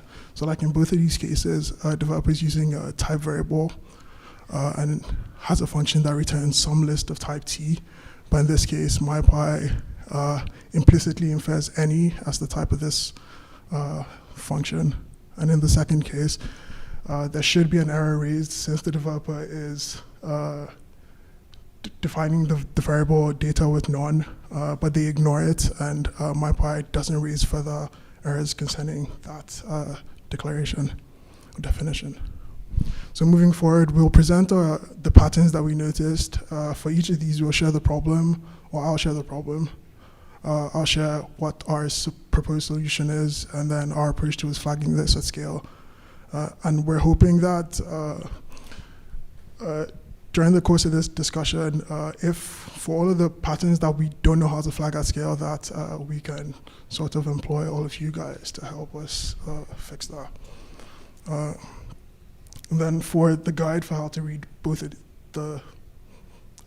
if it has the green tick, it means MyPy already has a solution for this. If it doesn't, it means MyPy doesn't. Yeah. So the first pattern of interest is one where developers use the anytype in places where they try to return instance objects. So in this case, we have a move method that returns an instance object, but it's typed with the anytype. And essentially, this introduces imprecision down the line. So when we do call the move object with 4, now MyPy is no longer aware of what object is at play here.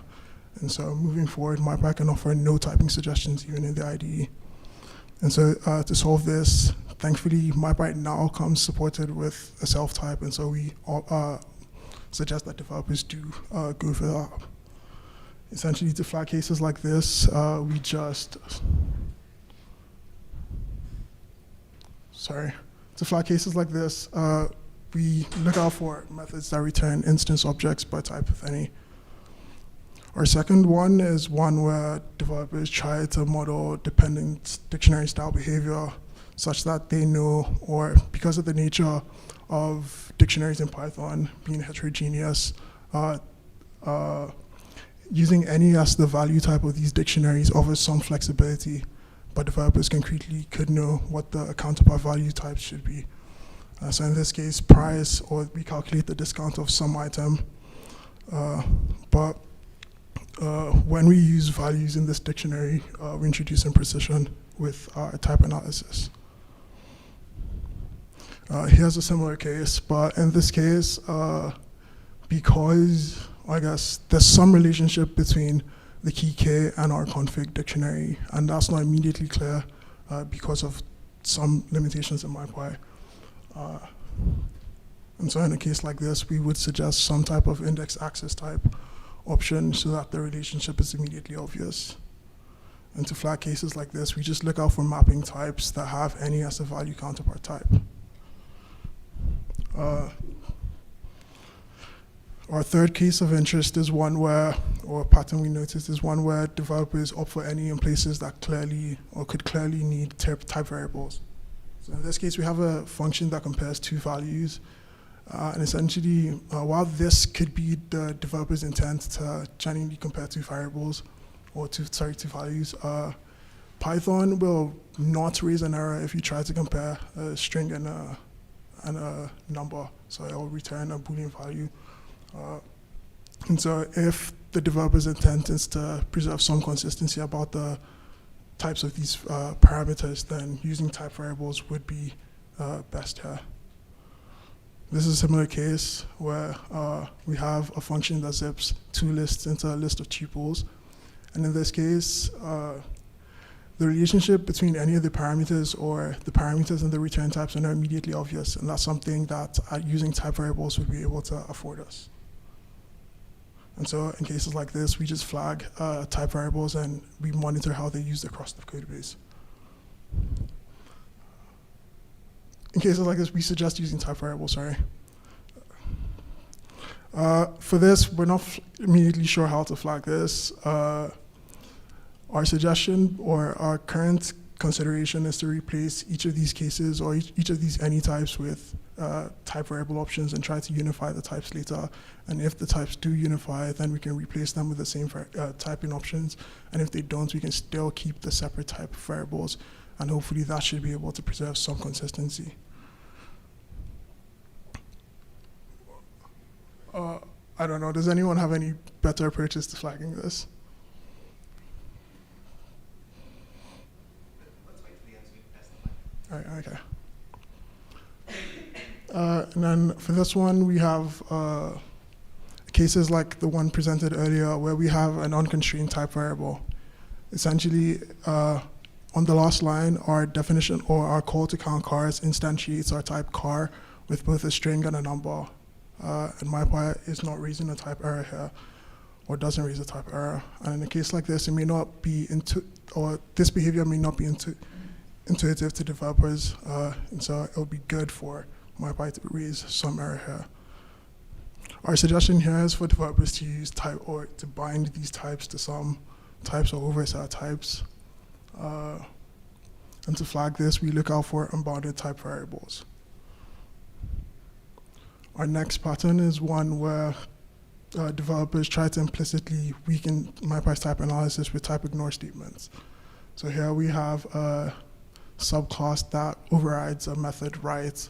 And in this case, the arguments of the parameters become less general, and MyPy wants to raise a type error, but the developer knows that this is somewhat behavior that we're willing to account for and ignores it with a type ignore comment. And they weaken MyPy's analysis by introducing an implicit any on that line. So moving forward, our suggestion would be to analyze each of these cases where we find this type, and if they do trend one way, like if developers want contravariance or covariance as a preferred typing option, then MyPy can preserve that, or it can ignore them by default. To flag this, we just look out for the type ignore comment. And our last case is one that acts as a kitchen sink for all of the other typing or all the other cases of any's we find. We have this function that essentially should does an implicit return, and developer opts for the any type as opposed to using none. In this case, our suggestion would be to employ tools like monkey type, something to replace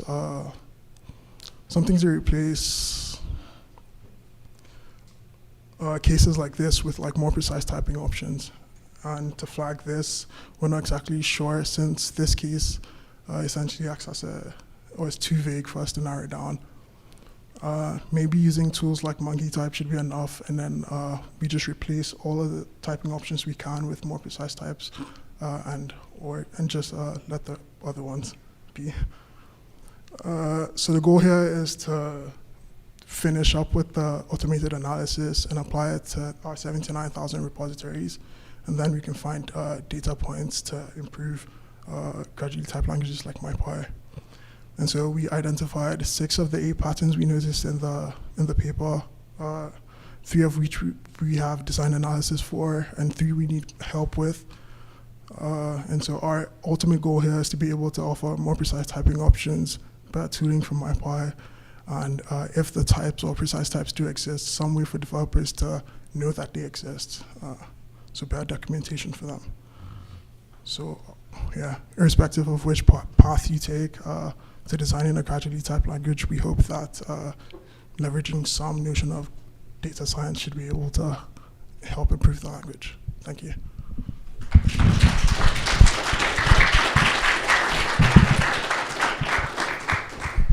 All right, thank you. Do we have questions, comments, suggestions, since you asked for them?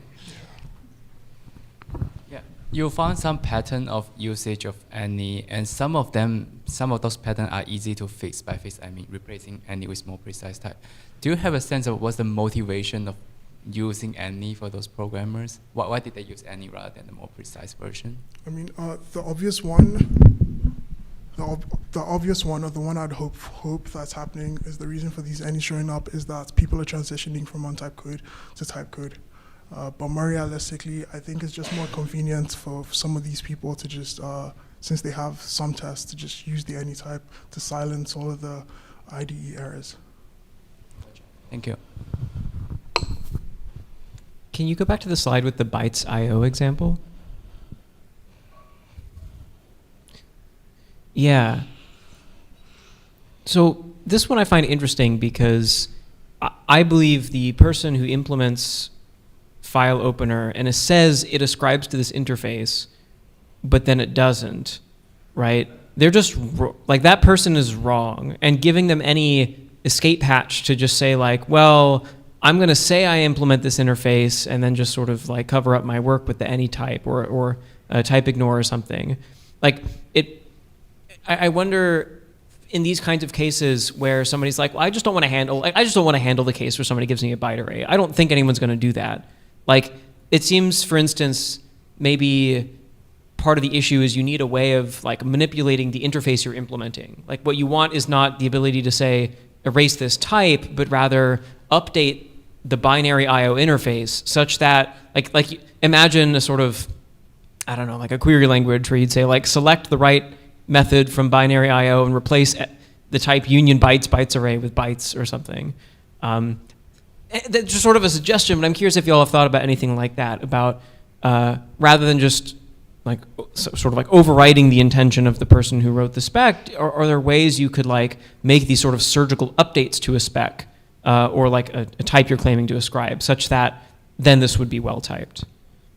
Yeah, I think that makes sense. Yeah. Right, so this is allowed by default in TypeScript. You can just do these covariant overrides. Are they just wrong? I don't know. So they're doing it anecdotally because developers want it. So what we're really trying to do here is figure out what is the shape of the world. What are developers actually doing? And then we can talk about what's the right solution for those, cow paths in the grass. Yeah, so I wanted to weigh on this as well, and I get what you're saying, Will. It's like from a static type design perspective, it's absolutely wrong, right? It's unsound. But I think the challenge is that, what I've seen and what your comment is really referring to is that these gradual or optional type systems are not always designed with the same criteria as static type systems are designed with, right? And it is very intentional to allow this sort of thing, certainly in TypeScript. And it's not, so I think it's wrong if you're designing a static type system from scratch. If you're dealing with a ton of existing code in a dynamically typed language and you want to create a developer experience that finds more bugs but does not try to be sound in the sense that static type systems are, I'm not sure that's the right design philosophy, right? So anyway, I know this is probably something everyone in this room maybe has a different opinion on, but I wanted to throw that out there. I think this is a legitimate design dilemma. I think you had your question. I'm curious, how often do you see any type in those code bases, and what is the distribution of these patterns, and how many usage of the any types are not covered by one of those patterns? Oh, okay, that makes sense. We don't have the numbers for all of that yet, but across the tiny corpus that we do look at, we find over 320,000 occurrences of the any type. But we don't have them spread across each of the patterns that we do find.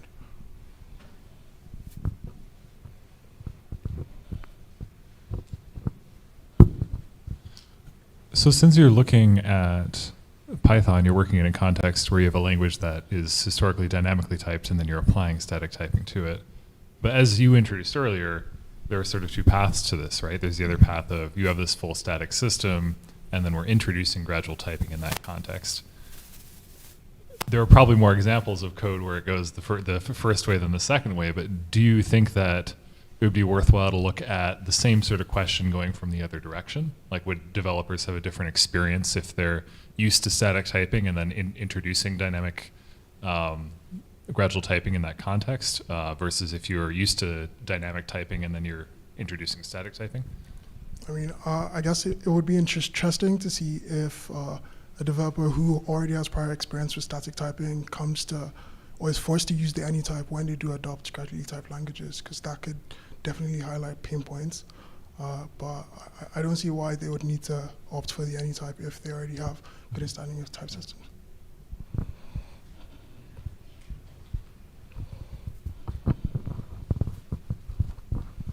I really like what you've done here with compiling this corpus of example uses of any.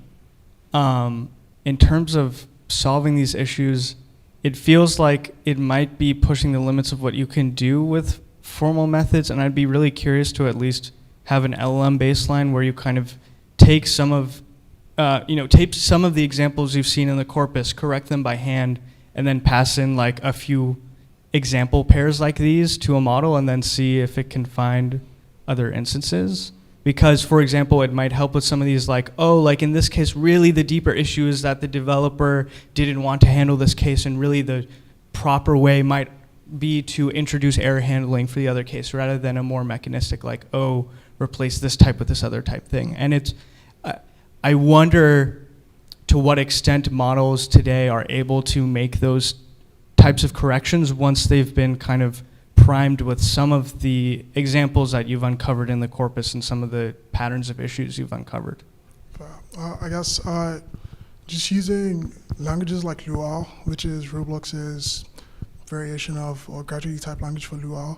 In the Roblox IDE, it does offer code assist, and from what I've noticed, the typing options that that suggests are almost always wrong, just because with gradually typed languages, these types are essentially, or like with erasure types in this case, they're essentially comments. And so you're putting a trust that the people writing this code know what they're doing, and that's just not the case with gradual typing. So most of these tools end up suggesting the wrong type. Yeah, that makes sense. I guess that's why I'm curious if you feed in some of the examples you have from your corpus, if you see model, like you might see a drastic improvement in performance if you do that, or you might not. And that would be interesting, right? And sort of, if it doesn't work, right, gives you a very strong narrative that like, oh, we need to apply formal techniques to this problem because like models are incapable of doing this, right? On the other hand, it might not be that hard to try, and if it works, like, boom, you have a great solution to like changing some of these problems. Yeah. I guess that would work for all of the cases where, well, that could be interesting for all the cases where MyByte does offer typing options or precise typing options. Yeah, thanks.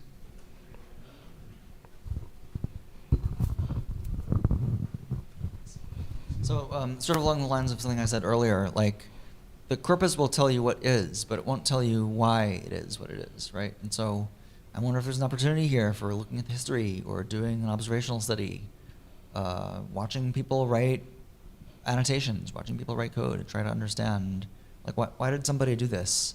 You know, were they trying to save a little bit of time here? What was the what were the perceived risks and benefits? Because maybe if we understood more about why people do what they do, then we can have a better chance at building tools that are more likely to be successful for them. Yeah, that makes sense. We have discussed doing observational studies on developers and watching them go from untyped code to typed code, or trying to fix or resolve errors that show up because of the type checker, to hopefully see if they offer the any type or how hard they try to like find precise typing options. But we haven't done that yet. Thanks.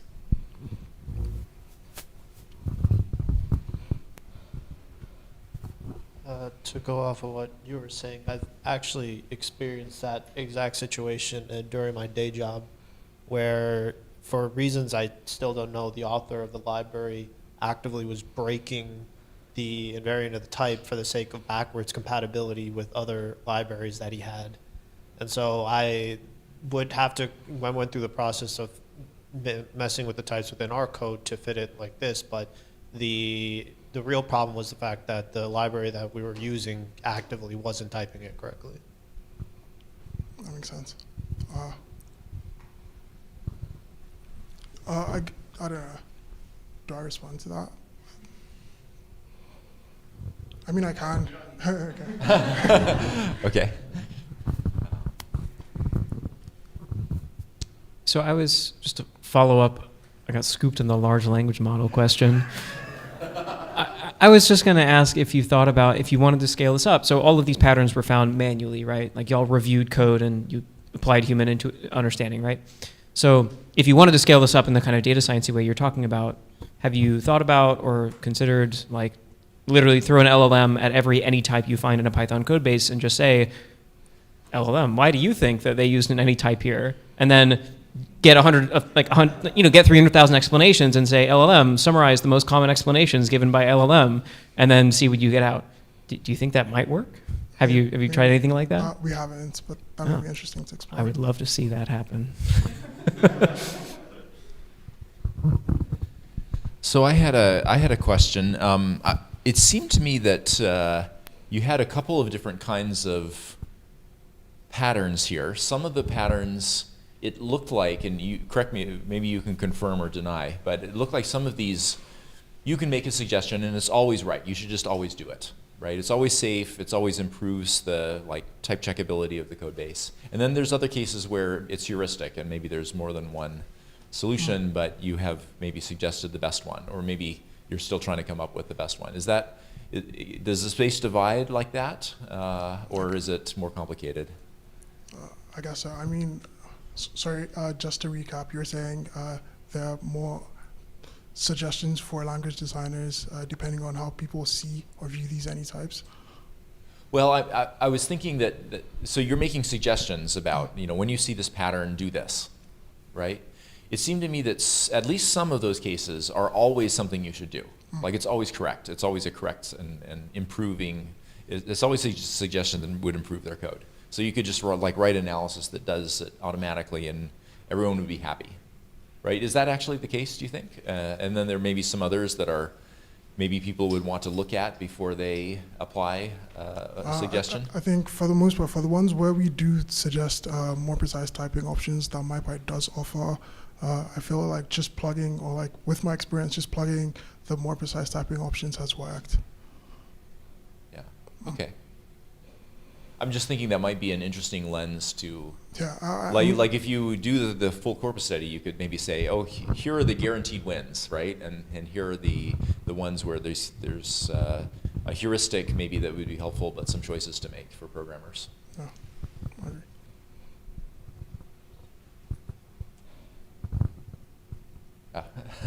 Any other comments, questions? All right. Well, thank you so much.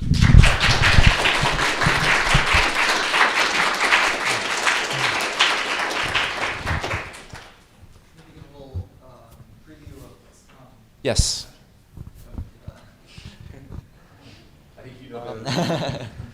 Okay, so in the past at HATRA, we've had sort of an organic discussion where we break up into groups and discuss topics that are important to people. So the plan is to do that again in the next session after the coffee break. So we'll have sort of an extended coffee break because we're ending the session a little bit early. In the next session, though, I thought it would be interesting to make this a little bit more workshop-y. So if you think about what a workshop is, right? Some workshops are like mini conferences where people present papers, and we did a bunch of that today, and it was very interesting. But really, a workshop should be an opportunity for you to discuss with other people your preliminary and early stage ideas, get some feedback, iterate on your ideas, hopefully come home with interesting techniques, interesting methods that maybe you weren't familiar with, so you can kind of exploit opportunities that you weren't aware of. So what I'd like to do after the break is start with sort of an open proposal phase in which people sort of shout out things that they would like to break up into groups to discuss, maybe with an emphasis on the things that you're looking for help with. So if you have a preliminary idea, you're not quite sure what methods to apply, or you've read some literature and you want to know more about an area, maybe there are other people interested in discussing that same area. So we'll see what topics we come up with, and then we'll break up into groups. The idea is to sort of help people bootstrap themselves toward their next cool result. Does that seem reasonable? Any comments? Objections? Okay. Okay, so we'll see you all after the break, and we'll do that. It should be fun.